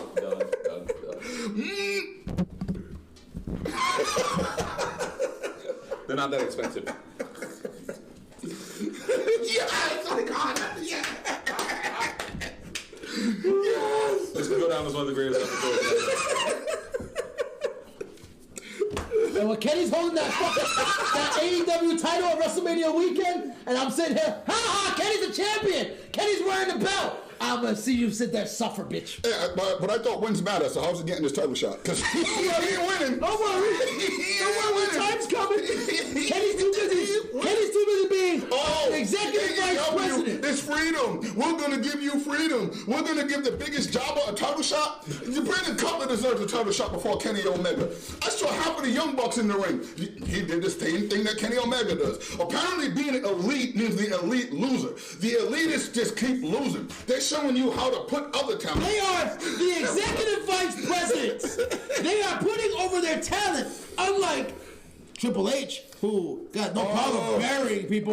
Unlike Stephanie, who's a multi-time champion, who has less wrestling ability than Brandy Rhodes. Hey, how many titles does Kenny Omega have in America? They have an award show. None. Not yet. That is not an American title. That's Not New yet. Japan. But it said U.S. No, it's New Japan. Except for United States. New Japan. America. For Kenny being such a loser, Vince was ready to back up the Brinks truck for him. Until he found out how much of a bum he is, he didn't have Well, we do have 4 more awards. We can bang them out really Hey, quick. Scorpio Sky got it. He got to win. He got to win over Jericho. That's true. And you know something really quick? That promo was fucking awesome. It really was. That promo was fucking hilarious. It was. Rabbit season, duck season, Yeah. rabbit season, duck season. You know what's better than What? losing? Because your boy loses a lot. I think the Revival wins more than your boy. The Iconics win more than your boy, definitely. All right, we're Your boy be losing. Mike, we're talking about in the ring. Okay, when it was time for Triple H to pull over somebody, what did he do to Booker T? Oh, yeah. What did he do to Sting? Sting! One fucking WrestleMania match. He couldn't take one L. But that was. He couldn't take That one match L was symbolism. to the That icon match- Sting. That match was symbolism. That match was WWE officially ending WCW. That's what that match was. Pick me, please. Go ahead. Brock I'm sweating. Yeah, you are. Brock Lesnar when he returned. Ooh, broke his arm. You know who else got broken? Kenny Omega, because he got sent to the motherfucking hospital bed for fucking with Moxley. Fuck with the real one. Keep that same energy when he sit on top of the AEW I kept it mountain. for a year. Keep that I same kept it for a energy. year. I love I kept it for a year, baby. And I finally got the ammo. I told you all it's going to be a time when Kenny Omega gets put in the national spotlight, and y'all will see the point I've been making for over a year now. Kenny Omega is overrated. He is overrated. All right, well, let's talk about a group of guys. Like 5-star matches that your WWE fucking puppets got. Johnny 5-star included? NXT don't count. Does it? All right. Well, We already discussed that. NXT is its own brand. Since we want to talk about overrated, not overrated, we got to bring it up to the tag team of the year because this is a tag team that I personally don't think is overrated. And one of the damn sure don't got Omega in it. It's not, I'm sorry. He's the hardcore guy from Impact. Yeah. But no, I think this tag team universally probably had one of the best years in pro wrestling. And when it came to fan votes, it was Mike, man, this is jokes, brother. yeah. And when it came to fan votes, I think this was another one of those clear and decisive winners. And ladies and gentlemen, UWO Tag Team of the Year. They were everywhere. Everywhere? Everywhere. Everywhere. You name a promotion they wrestled in it, and I don't give a damn if you watch a Lucha Bros match and you don't get excited over these. They were backyard wrestling. Dude, they're These motherfuckers were fighting. They were everywhere. McCoy Stadium. You Rhode Island. have a ring set up? We'll do a match. Yeah, we'll show up. It's like Mick Foley or Tommy Dreamer. We're there. They were literally at. I forgot what the number was. It was like 80 days. Ah! Kenny got a better record than the Panthers. Is that singles or is that tag team included? Because I think that the Young Bucks 7 and 5. I think the Young Bucks carried them in the tag team matches. Better record than the Panthers. But no, for the Lucha Bros, two of the hottest names in pro wrestling. When I think they got signed to AEW, was a huge deal. Austin taking shots together. That's not nothing. Hey, Phoenix. Yeah, Ray Phoenix being amazing. Him and fucking Nick Jackson killed it this week. I mean, well, Nick Jackson. Don't, and then you don't, because I know what he's gonna say, and then you're gonna piggyback off of it, and it becomes a thing. And I just want to know why? Why are we hating on Dawkins, and why are we hating on Nick Jackson? Please, I need a reason for both. I don't know. But it was good. But that's where it was going, correct? I'm just saying, Montez is the best one-man tag team I've ever seen. Unfortunately, Montez was the one who got the team eliminated tonight. Yeah. It's true. You know what I mean? But no. Overall, Well, obviously his back boy didn't help him. He was too fat to go over the top. Nah, he Omega tonight. He definitely Omega. Oh God, it's gonna be a thing now. Omega? Yeah. When you get pinned, you get Omega. Oh God, it's better than being Canellis. Poor Rusev. But yeah, no. Tag team of the year, Lucha Bros. Any thoughts? Dude, number one, let's get down the list of matches that were nationally televised. The ladder match, ridiculous. Yes, fucking ridiculous. Hell, the rematch, ridiculous, fucking ridiculous. Dude, the Lucha Bros in any type of match, shape, fashion, or form is excitement. And if you're a wrestling fan and you watch the Lucha Bros and you're not absolutely amazed at what these guys can do in the ring, hand in that wrestling card. Sure. Eddie? I just said, thank God they didn't go to WWE because they would have been sitting out there coming out with Lucha House Party. God, no. Doing this. Lucha. Hey, they would have more money than Omega. Wow. Oh, all right. Well, let's take another quick moment of getting our breath back, especially after you guys just went ham on each other. Oh yeah, that's fine. But let's talk about the promo of the year. And last week we played the 4 promos that were nominated for promo of the year. First, we had Nick Aldis stating his claim to the NWA show. I don't think he got a single vote. No, he didn't. He got a vote or two. Oh, okay. It's funny. He actually got a vote twice. Yeah, he got voted for it. Bray Wyatt actually got no votes. Oh wow! For the promo for Bray Wyatt. So it's funny. There were people in here saying they would vote for Bray, but never actually voted for him. The other promo, pretty much it came down to Cody Rhodes. Cody had 2 fire promos, and it was up to which one that we believed was the better promo. And not unfortunately, but the winner with like pretty much double the votes of the other one is Cody Kills the Attitude Era.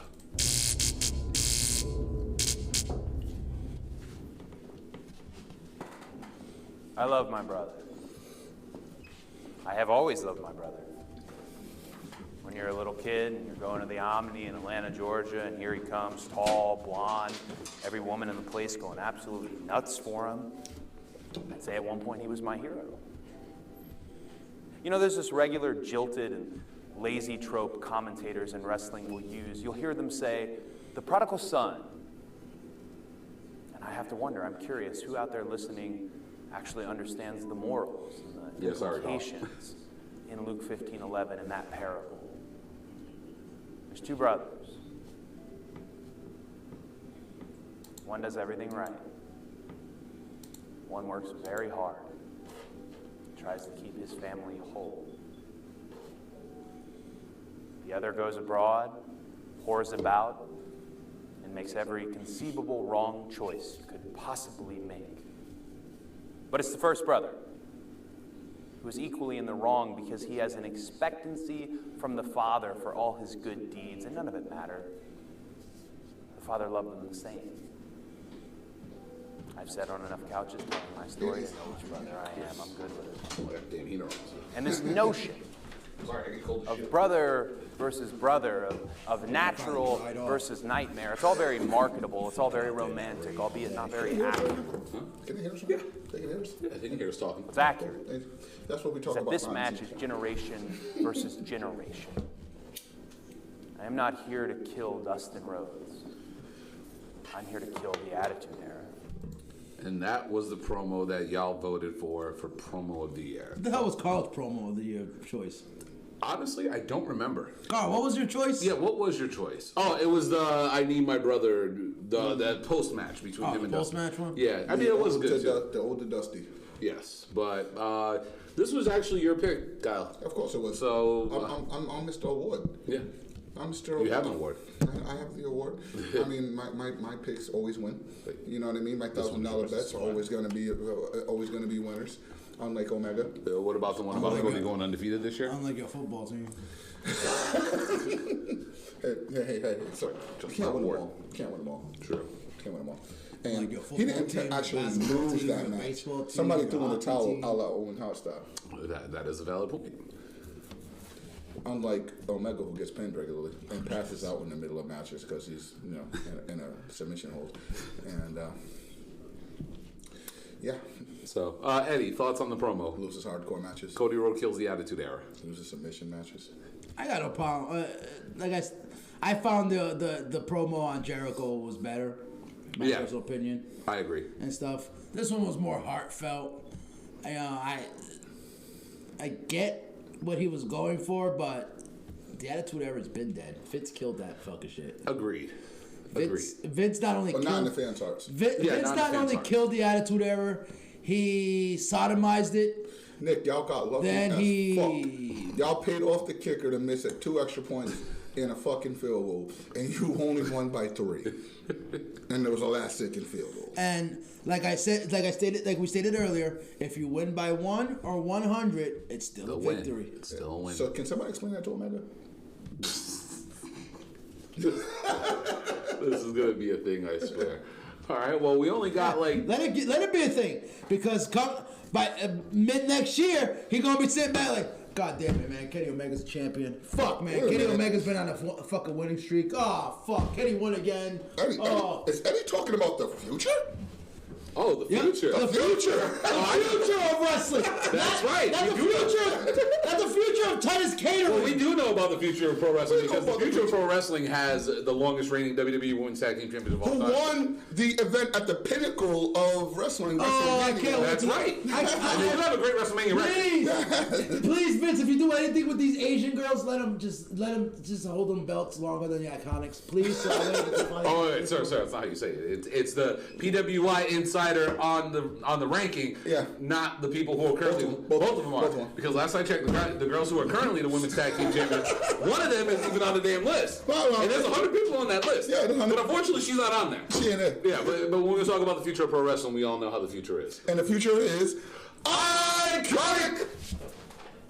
You see, Eddie wasn't even here for that. He should have. He couldn't handle it. He could have been He's the no third. Omega fan. He can't could have been the handle third member. He can't handle it. He could have been. Oh, I won't even say that. But you get what I'm saying. So, but no, we do have a couple more quick awards that we do want to hand out real quick. And Mr. Chapman, let's see. We have this one. We have these, and yeah, that's pretty much it. Actually, I think those are the the match of the year as well. Well, we already did the match of the year. Well, technically, yes, we didn't do match of the year. Match of the year. And honestly, put that back up, man. Let's get back into that conversation before Okay. Eddie gets back over here. That match of the year, and let's just say a lot of the squeamish wrestling fans were like, it's too much. And I'm a ECW guy. I come from that cloth. I come from the cloth of getting thrown outside of Please the do, Nick. ring into like the 15th row by Bam Bam Bigelow, jumping off of scaffoldings through 9,000 tables. The Dudley boys aren't just Devon and Bubba Ray. They are Devon, fucking Bubba Ray, Big Dick Dudley. Sign Guy Dudley, Dudley, Dances with Dudley, Slay Dudley. Plus Joe Gertner was in the house. I'm sorry, I'm a Dudley mark. Damn, you just did that off the top of your head. That was impressive. Wow. Don't forget Big Daddy Dudley, who's just a Rolling Stone. Yeah, but seriously though, this match featured like a whole lot of violence. It was exactly the type of match that Jon Moxley should be booked in. It's exactly the type of match we would not see from the eye trash. Matter of fact, from now on, every time I go to the bathroom, they'll call it. I'm gonna go take an iconic, because that's what they are. They're literally pissed and Well, if shit. you're on the toilet, you're shitting in the shape of an L, so you can call it Omega too. Yeah, I'm gonna take a huge iconic when I get home tonight. Kenny L. Omega. Okay. Losing is his middle name. All right. But those are your thoughts on the Yeah, go ahead. match? Eddie, what you think about that? No, Without shitting on WWE, what did you think about that? the Mox Omega being match of the It year? was a great match. It brought if you grew up during the Attitude Era, if you grew up watching ECW, you had flashbacks. It was a great match. It was a great hardcore match. You know, it was more toned down than what we're used to because we're used to the blood and guts. Yeah. But obviously we're in 2019 and everybody's oh blood, oh my god, blood. So we had to tone it down a little bit, but it featured everything you would want out of a hardcore Moment of the match? Best moment of the match? That fucking goddamn whatever the fuck you want to call it, Spider web. spider web Yeah. bed. That was fucking nuts. Yeah. The fact, no, what I love was the fact that he's telling these guys, he's telling the Bucks and them to bring it out, and they're like, no, we don't want to bring that. Like, no, it's bring not that shit out. They're like, no, we don't want to bring that out. Like, are you fucking insane? And the fact that both of them went on it and lied there, like, it's even trying to roll off of that, get up out of there. It's just painful. The Being the Elite episode too, where they were showing the guys like the zoom in of them actually trying to pull them out and shit. You see the dudes like cutting their own cells, like oh shit, like they're really trying to get them out of the barbed wire. So that was insane. But for me, match of the year, I agree with it. Like Eddie said, it's something different. It's a throwback to what we were going through with like the ECW days and stuff, and like you were saying too. To me, it was really hard to pick match of the year, as you guys know. Like there was like 12 times on the show this year. I was like, yeah, that's my match of the year. That's my match of the year. That's my match of the year. And honestly, the last great match I saw won it for me, and it was Mox Omega. Like I said, shout out to Nick Aldis and fucking. Marty Scurll from the NWA 70th anniversary show. That was awesome. Cole Gargano. That shit was awesome. You can go down the list of like half of the matches we've seen this year from UK. They've been killing it. Like you were saying, Cesaro and what's his name? Dragunov. And Dragunov. That shit was fire too. I fucking love that. Walter and Bate. That was on the card. That was in second place. It was the man who was firstly eliminated today. yeah, that was bullshit. But no, for match of the year, I'm okay with that. I'm cool with that pick, and I think the fans got it right. So, yes. Hey, does EC3 have more wins than Kenny Omega? EC3 hasn't even wrestled on TV. I do got a joke, but I'm sorry, Eddie. It's gonna kill. EC3 holds a win over Dean Ambrose. Woo! Sorry, it's true. I'm sorry. Exactly. That dude that's paping John Moxley. That man doesn't Technically, exist it was anymore. this year. That man doesn't, and we all wonder why John Moxley left. I'm sorry. I'm just throwing fuel on the fire. I mean, did Kenny Omega beat? No, same guy, right? Same guy. Oh, okay. Really quick, before we get to the rest of the awards, again, for everybody watching, starting next week, Burials of the Week. We were talking about this a couple weeks ago, and I did like a little announcement video.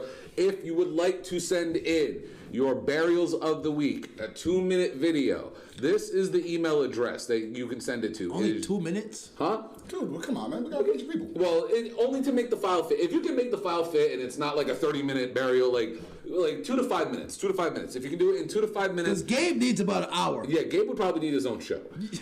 You know what I mean? But Today in the UWO, Gabe Yes. Jackson, just going in. yes, and I do have a little announcement when it comes to Burials of the Week. But no, it's the email's right on the screen. It's uwopod401@gmail.com. Send it on in. Yeah, send one in. I know Rinaldi sent one in, but it was in audio form. You can send a video because I do know how to place the videos up here now, and I will have the videos being played. If you want to do a Burial of the Week, whether it's you or you want to bury one of your friends or someone that's like in the chat or whatever, By all means, if you want to bury the Iconics, send them on in. go right ahead. Let's have fun with it. Make them good. And really quick, Quick question. Bobby Roode's mustache. I just had to throw that up. Quick question. Yes, really quick. What the fuck is he wearing? Who? What the fuck is he wearing? He's one of the guys that's getting ready to get the music going once the show's over. What the fuck is that? I don't know. Stop burying the seed. These are our fans. Stop burying the fans. But no, but yeah, that is the email. Please send it in. We'll try to get one up for next week. And really quick, I kind of got it confirmed a little while ago prior to the show starting. Yeah. That famous adult film star, retired adult film star, Sirius XM radio host on Vivid Radio. The host. I also have heard of retire. The host of the Dirtiest Girl in the World podcast. Also part of the Seductive Lifestyle on Facebook. Miss Annie fucking Cruz confirmed to me that she will be sending in a burial of the week. It may be her and her partner Vance who do the Going Over podcast, but Annie Cruz has said that she will send one in. I holler at her. We spoke in DMs and on Twitch, and it's gonna happen. So, my tailor made me a suit that had a bunch of L's on it. The Kenneth Omega collection. Carl, I know she's really retired. I understand, Carl. You wanted us in suit and ties, but we're not the Academy Awards. More like the Source Awards. Yeah, Urban World Order. You know. Less stabbing though. Less stabbing than Source Awards. Yeah. Somebody keeps going in on Kenny Omega might have a stabbing. Don't you love it? But no, I just wanted to throw those two quick announcements out there. And yeah, we only really have one. Ladies and gentlemen, the male wrestler of the year. And if you got a problem with the picture that's about to go up, I got a nice burial of the week next week. All right. For the culture. 8 seconds. Put it up.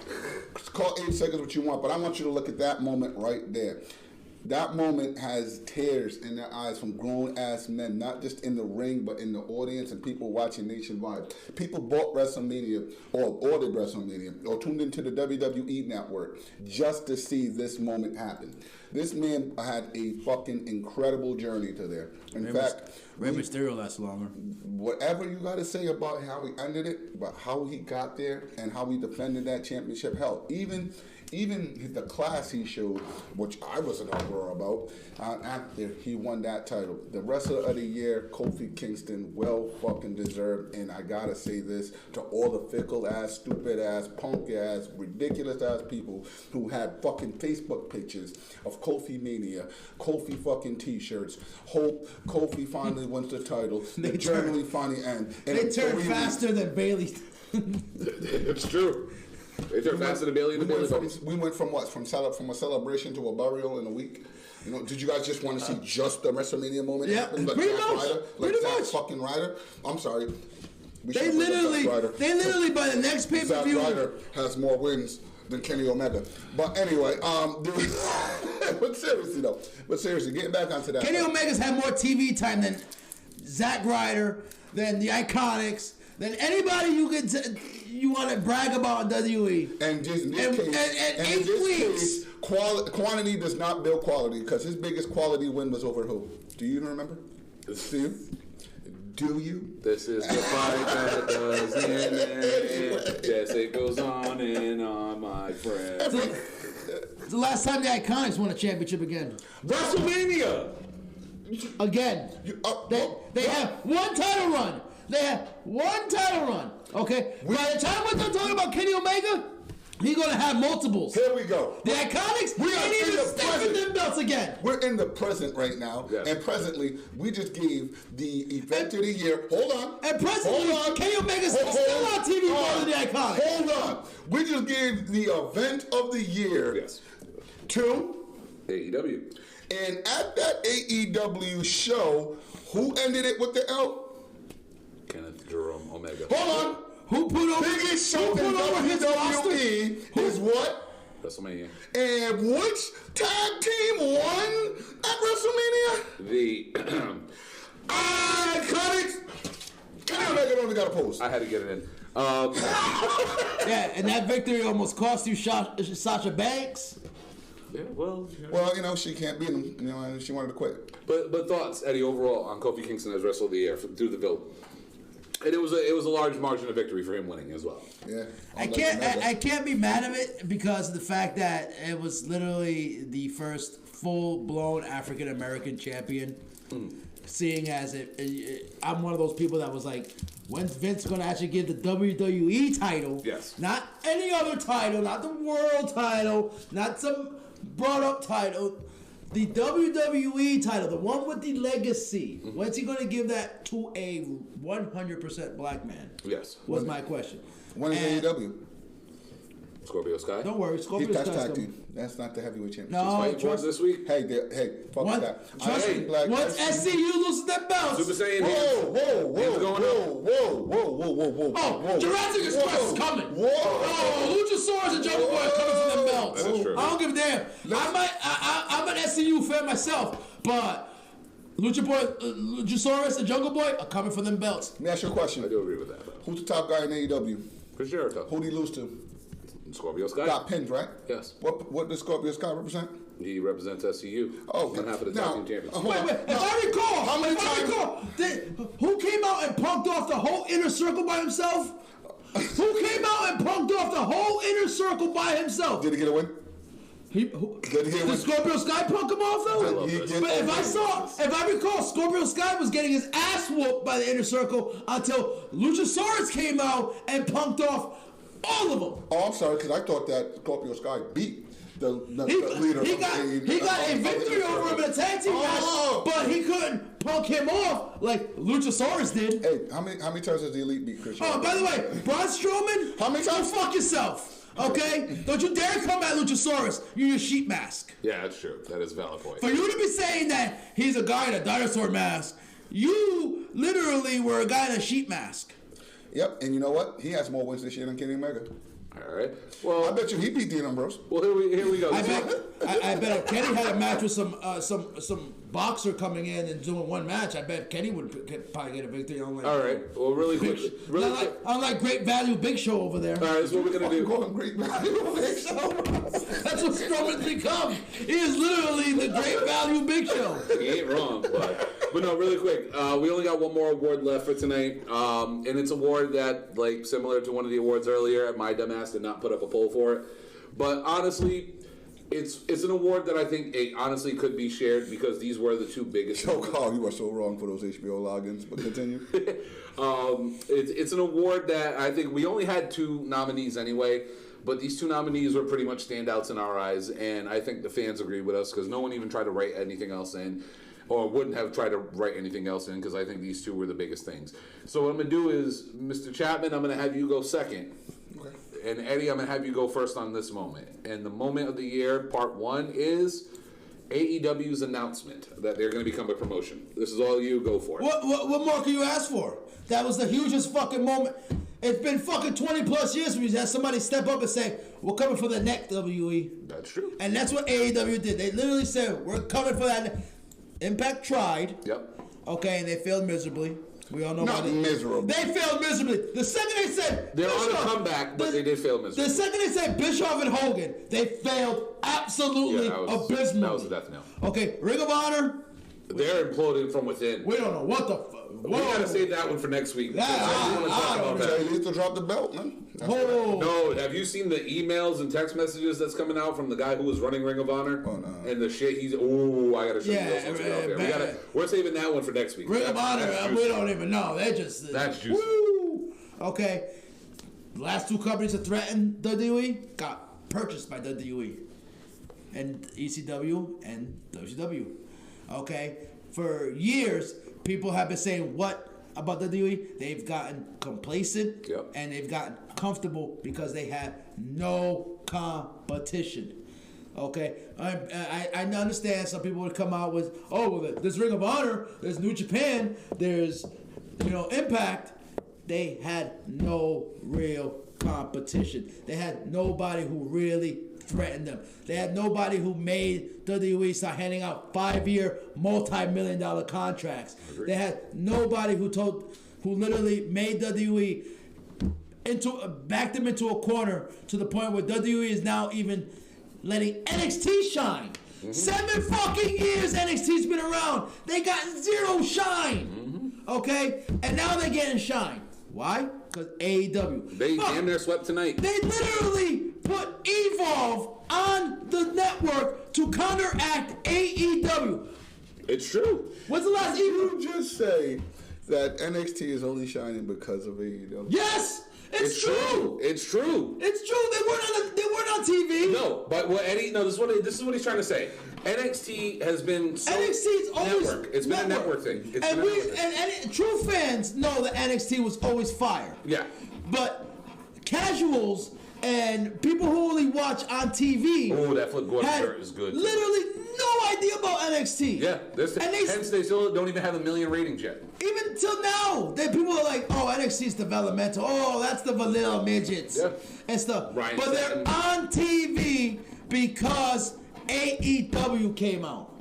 That's why they're on TV. That's why these guys are getting time to shine. That's why these guys are getting pay raises and bumps and because Well, the Saudis AEW. did something with that too. Well, Saudi's money is helping them, but it's helping them spend it. It's helping them spend it. It's like pyro. But it's nevertheless, it's like, if it wasn't for AEW, we would not be talking about NXT on USA Network. It'd still be an hour on.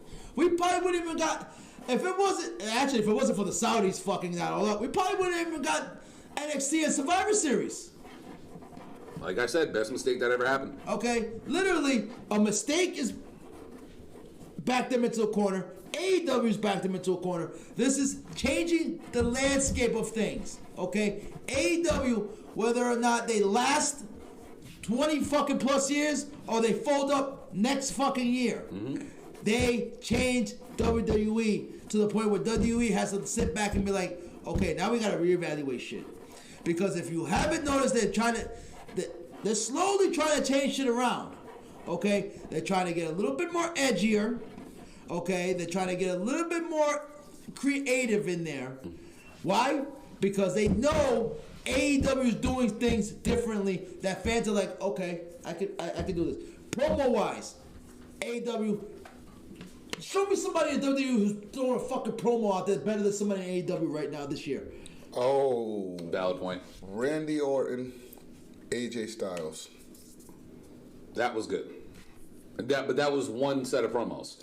But he said it was one set of promos. that was As good as it was, it was one set of promos. Hell, Triple H. Yeah, but that's Triple H. Hello, he's banging the boss's daughter. He is the boss. Yeah, he's the boss too. So Because I'm sure one of these 40 writers is writing Triple H's fucking promos for him. Not Triple H as well. Exactly. Okay, Randy Orton is at the point where I'm sure that promo with him and Styles was him and Styles. he said nigga the other day on Twitch, and nobody has talked about it. Everybody's talked about it. Not Tony good. Khan brought it up on Twitter. Everybody did. Well, Tony Khan did. Yeah, that was. Everybody did talk about it. for like a minute. Well, but that's because Randy wanted to try to come at Tony Khan, Tony Khan's father. Tony Khan's like, hold up, trying to get stupid and it's like, whoa, and it's like, Randy got to take that L there. Yeah. You're going after somebody. Hell, Yeah. Randy comes to John. It's over. It's a wrap. Yeah. This was on. Yeah. You got to take that L, Randy, because Sorry, you Randy. came at somebody who is wealthy. Name one billionaire who hasn't been caught up in controversy and bullshit. Valid point. You don't become a billionaire if you're not involved in some sort of shady ass shit. True. So it's like, to bring that up. The fact that I didn't know he had anything until Randy brought it up was shocking. Exactly. That was more shocking. So to it's me. like, the man's a billionaire. If there ain't skeleton in that fucking closet, then I don't know how he got his money. Hell, our owner got a rub and tug from the Patriots. He got a rub and tug. That shit went Oh, away. now we're going to. No, we admit it. He did. Hey, We said it there's today. nothing wrong. He's an old 70-year-old man with a rubber tug. Vince probably gets rubber tugs too. Yeah, his wife. That's why this blonde's still employed at WWE. Unfortunately for Mrs. Kraft, she passed away. How do you think Slowly- Charlotte Flair's gotten to the position she got? Was it because of her talent? Was it her moonsault? Wow. Why do you think Alexa Bliss is still employed? It ain't because... Hey, put some respect on her name. She's a former up, down champion now. You gotta put a little bit of respect on her name. Yeah, that title is prestigious. Yeah, I wonder how she got that belt. Oh, that's prestigious. Xavier's been sitting at home. About as prestigious as the fucking internet championship. Huh? But Eddie. Don't disrespect that belt. In closing on I'm mad they fucked him up. in closing on Zack Ryder AEW. literally is the reason that the WWE network Does exists. internet. Yeah, seriously. Zack Does Ryder- anything internet? Yeah. There was no YouTube channel before Z True Hollywood Stories. Exactly. They turned them on to the fucking internet and they They're like, said, "What's YouTube?" go fuck yourself. Like, what's this YouTube? Like, what the fuck? How are you going to do that to the poor guy? He literally turned you on to the internet. You all told him to go fuck himself. All right. Well, Eddie spoke for the AEW moment of the year, but there was indeed another moment, like we said. And Kyle, this one's all you. Yeah. And it's going to piggyback off the one we were just on, so hit him with it.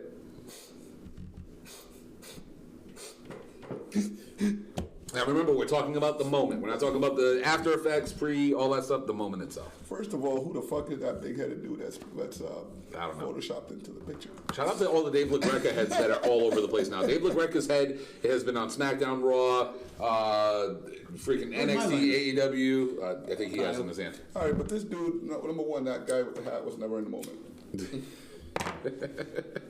But honestly, Yes. First of all, in that moment, what a beautiful match. Yes. Let's just start off with that. That was a good match.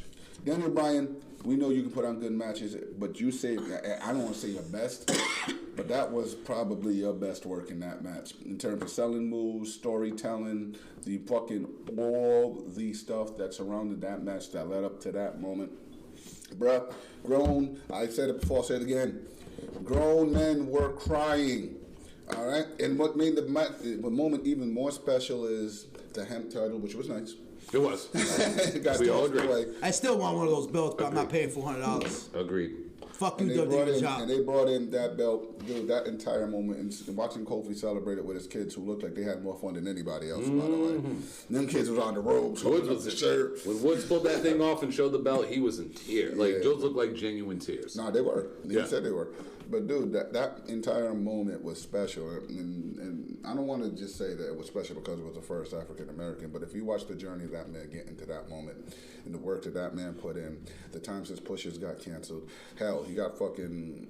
How many times did he get? Let's see, Randy Orton or Cena. You know what's funny? Here's what's funny is that Randy Orton has killed several pushes of Kofi, but did Randy Orton get a thank you?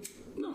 Because if it wasn't for Randy Orton, we would not have gotten that moment. But you know something? Hey, Jericho still didn't get his thank you either. Technically, that was supposed to be for Ali. Yeah, it was originally supposed to be Fowler. And seeing as Randy was the cause of many pushes of Kofi's being stopped, it's kind of, it's kind of serendipity that it was Randy Orton that caused But you know something? him to have the Kofi biggest got moment that of his win back, career. though. And during his title reign, he got that win back. But seriously though, man, from the Hell in the Cells to the gauntlet matches on SmackDown to the Vince screwing him over Elimination angles, Chamber. the Elimination Chamber, bro. Not for nothing, if Kofi Kingston proved that number one, he can go with anybody. Yes. Anybody. Damn, that's a throwback picture they just had up there. Everybody who was looking at Kofi Kingston like he was a mid-carder when he went into this push this year, which led up to that moment, was ridiculous. And I got to say 110%, that match was the match of the year to me. Yeah. 100%. From the circumstances that surrounded it, the implications that Vince is a racist, Vince will never give the black man the title, the fact that The Rock got called just half Samoan on Twitter going up to that. You know what I mean, dude? But seriously, though, man, Kofi Kingston, he did it, and I don't want to say for the culture because Jordan Miles, you killed that line. But I never even had a chance to talk about that. We got a lot of shit. ACH, don't forget the super bitch. We got a lot to talk about in the next coming weeks. So. But honestly, man, that match was special, not just for me as a wrestling fan, but me as a black man. Agreed. 100% agreed. Honestly, with both of you guys in both of those moments, I could not. Even if I did put the poll up, I would have been okay with either one of them winning because, like Eddie said, AEW was a game changer this year. It changed the fucking business of pro wrestling. Like you said, people are now getting multi-year, 5-year deals, multi-million-dollar deals to sit around and do nothing. Today's Tuesday. Literally to do nothing to keep them from going. Oh my God! Every time that man posts on there, it's like. You know what I mean? I used to comment back, another day we don't see you on TV? Yeah, honestly, I just gave up. I eventually just gave up and was like, whatever, Luke. Like, whatever. Luke, keep it going. But you know what I mean? Like, so many wrestlers are starting to come out and they actually are starting to get balls to say, you know what, fuck this company, I'm gone. Look at what John Moxley did. You know what I'm saying? Look at the Revival. As much as Eddie always shits on him, what does he always say? Please don't sign those contracts. And still to this day, as of right now, They may be eating L's on TV, but they're standing by their word. They're not getting their contract. They're definitely Omega. Whatever happened with Sasha Banks, she took some time off. It was highly publicized, and when she came back, it was supposed to be a big return. It got a little buzz for a little bit, but now she's back to nobody. But she's still Sasha. She's still Sasha because people love her, but. Hell, her and Becky had the moment of the It's Sasha Banks. She gets her spot right back, basically. She was supposedly, everybody was like, oh, she's going to beat Becky. She's going to get a title run. Fuck that. That was a great match. That was a great match, but... No, it was. What was the point? What was the point of her hissy fit? It was just to get her back in the angle. Even though I honestly agree with you, I think she should have won the title during the second match.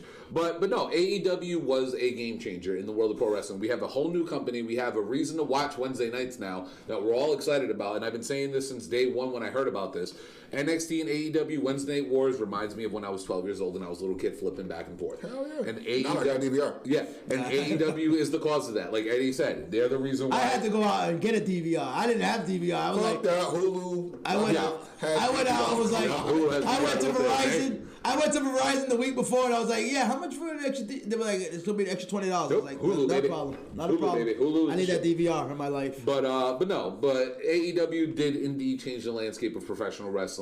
Every Wednesday night we have 2 shows to talk about now. It gets us really excited, and us as a podcast, it gives us a lot more things to discuss instead of just sitting there shitting on WWE all day long. Seeing as I've stopped. No, good. I was doing it too. I've literally stopped watching Raw and SmackDown. Yeah, I still watch. I watch it just for. You know how I watch it after it's done, and probably on the next day after I get home from work.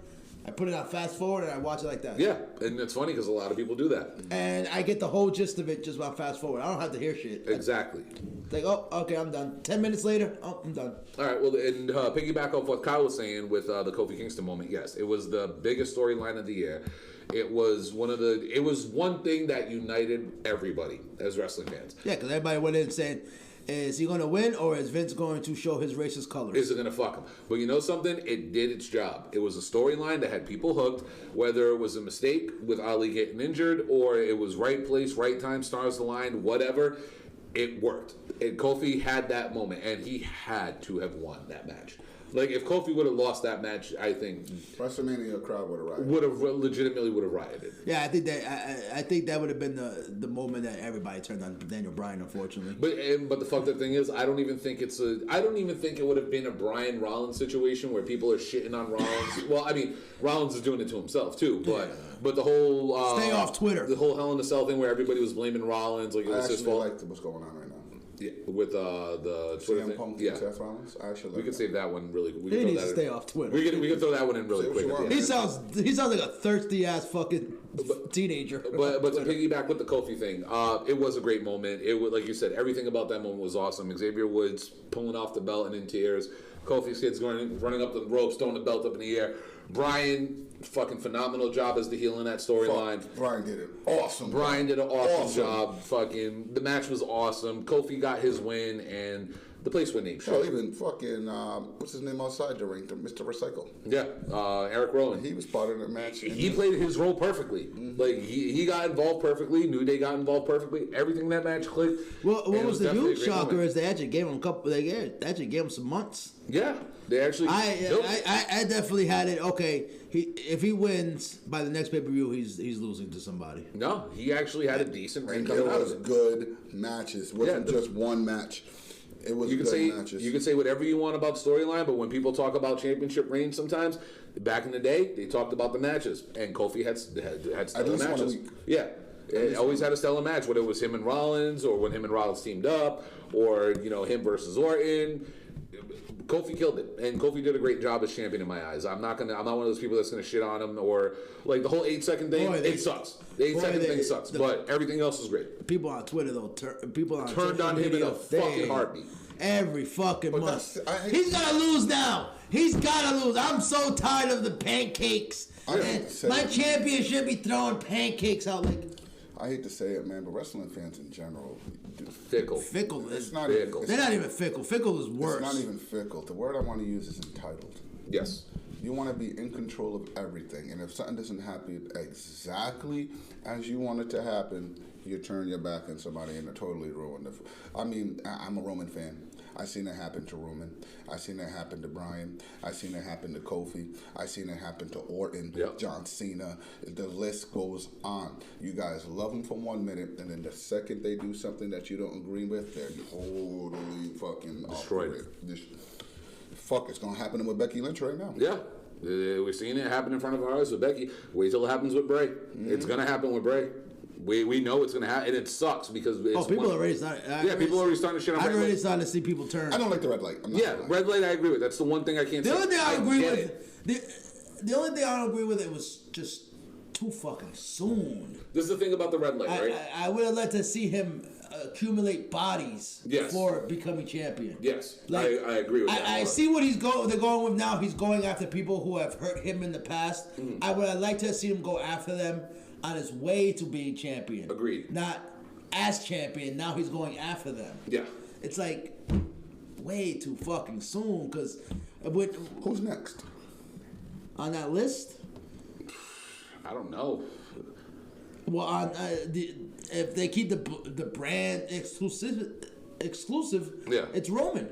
Yeah, it's who's on SmackDown? Anyone but you, Roman. But I think this happens. Or Strowman. There's only two people.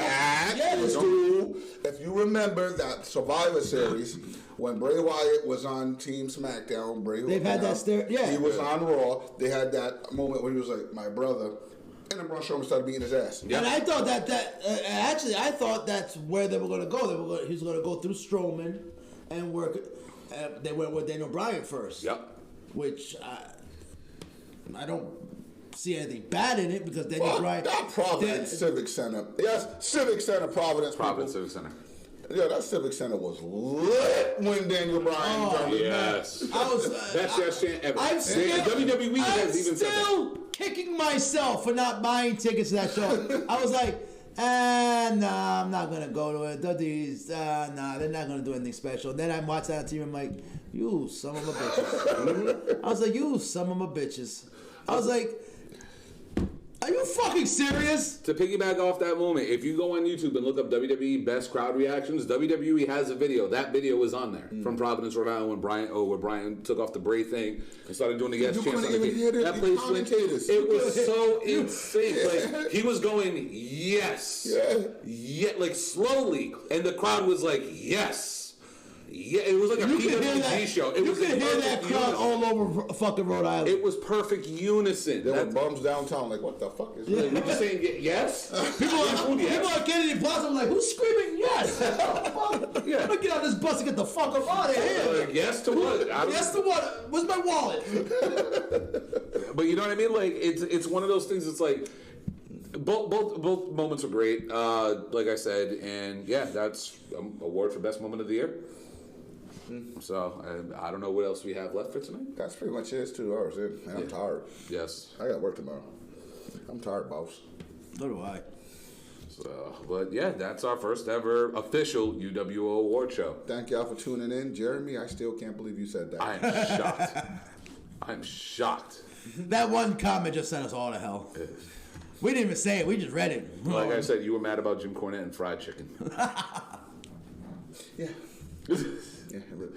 The correlation with Ethiopia put me over the edge. But yes, real quick promo. We're gonna be that one comment, man. We got to make a comment of the year awards next year for next award season. Dude, between Gabe, Andrew, Nick, it's gonna be interesting. Well, but yeah, we are gonna be on Codex Prime this coming Tuesday. We're gonna be talking Survivor Series and.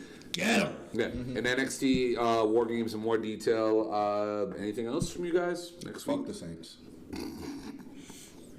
Fuck the Saints. Oh boy. Fuck their fans. Hey Carl, you still them boys? Fuck that miracle play they had and then missed the field goal. Fuck the Saints. We got Dak. We got Z. We got Amari. I can't wait to put on that video as soon as we're done too. Fuck by the way. Bountygate. Oh god. Fuck their coaching staff. Fuck their fake noise he used to pump into the stadium. What about his kid with the big headphones? Fuck him too. Wow. Yo, whose quarterback has an Infinity Gauntlet with all the stones on? Ours does. Fuck that. It's inevitable. Fuck that win. Fuck my kicker. Put your motherfucking head back down. Oh man, Chisel Adonis better kill him. Did the Panthers win today? One of our fans asked. Nick Thomas just asked that question.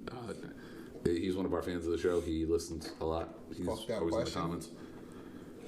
So I don't want to hear it. I don't want to hear the excuses. Tripping call. Oh, bro. Yo, coach and your team got outplayed. There was two of them. And you guys didn't get outplayed. You guys got lucky as fuck, and you know it. Yeah. Oh no, I've been to this. Everybody, wait. Zeke's doing this with a lot of L's. Anybody who says that Ezekiel Elliott is the best running back in the NFL, I always will argue this. He is overpowered in Madden. Number one. How many 100-yard games does this guy have this year? can't remember. He hasn't had 50 in a couple weeks. I can't remember him having it. I mean, I see Dalvin Cook killing it. I see Christian McCaffrey killing it. So a white man. Fuck Alvin Kamara, but I see him killing it too. Shinsuke Nakamura. Dude, I really can't, and I'm just basing my opinion. I understand it's that true. It's this year, but I can't see what makes this dude the quote unquote best running back in the league. It's actually seeing everybody else doing better numbers, doing better plays, being bigger parts of the offense, being more heavily relied on. Yeah, he didn't do shit today either. Just throw that in there. Sorry, Carl. Nothing like another cowboy getting paid and doing nothing. Well, look at it like this. You guys will have a ton of free time in January. So, yeah. Go Ravens. Yeah. We all know, at least, Cam Newton could do Fashion Week early this year. Go Ravens. That's true. Don't worry, Gabe. I'm coming for that neck of the playoffs. Tell him to stop running. Coming for that Gabe, neck. tell your boy to stop running because you never know. No, let him get run. You never know. Let him keep running. He get popped in the knee or something. Might pop. Who won? Yeah, well, they won. Who won? They won. Who gave you the biggest ass whooping you guys have gotten this year? Oh, the Baltimore Ravens. Yeah. Yeah, but like I said, see you in January. Because we take losses, during the regular season teams, and then unless you were the Jets from 2010. By the way, what the fuck did the Jets get good? Huh? They're whooping teams' asses. You mean the team that beat the Cowboys? That team. They scored more points than the Patriots too. Okay. All right, guys. We have in common a win. All right, guys, we got to go ahead and cancel this show for the night. Thank y'all for tuning in. Appreciate everybody who took the time to vote. Thank you very much. Anybody who actually dude, I'm loving doing this. You guys are fucking great. You're awesome. This is fun. Thank you very much. Omega's still overrated. And you got anything else to say? Overrated, yeah. You want to talk about overrated? I know two fucking girls who got jobs in WWE still that overrated. Yeah, the Kabuki Alicia Warriors. Fox got fired. Kabuki Warriors. He's talking about the Kabuki Oh, okay. He's always talking about the longest reigning WWE Women's Tag Team Champions of all time. Doing that. Yeah, no. All right, guys. Thanks for tuning in. Thank y'all for Don't forget, if you got burials, send them in to us. We would love to use them next week. Thank you, everybody. Thank you for coming to the show. We tried our best. We didn't really look at y'all. 10-second runoff. Yeah. Somebody keep Suge Knight away from P. Diddy. Keep them separated back there.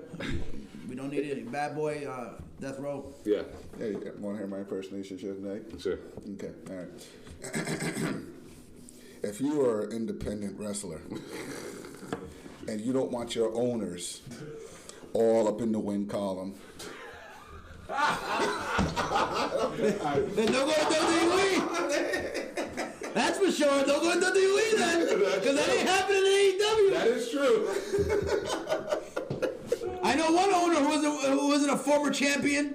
oh my goodness. All right, guys, thank y'all for tuning in. Hopefully y'all like us on Spotify. Somebody acknowledge Carl and his watch along reschedule. Yes, we will. Hit us up. We'll discuss that. iTunes, And just so everybody knows Dina is okay. iTunes. Hey, we just found out today we're on iHeartRadio. Had no idea. Go ahead and give us some ratings on that. Google us. Love us on Facebook, not just like us, but love us. Love it. Go to that. The hearts. Hit the hearts. The heart symbol. Pro Wrestling Awards. Make sure you vote for us. Yes. Order some T-shirts. That's right. And continue just watching Kenny Omega lose. At least he's on TV. Losing on TV. All right, but thank you, everybody. We will see Thanks, you y'all. loser. We will see y'all next week. 10-second runoff. Count it down. 10 losses by Kenny Omega. 9 losses by Kenny Omega. 8 losses by Kenny Omega. I'm sorry. It's been 10 seconds later.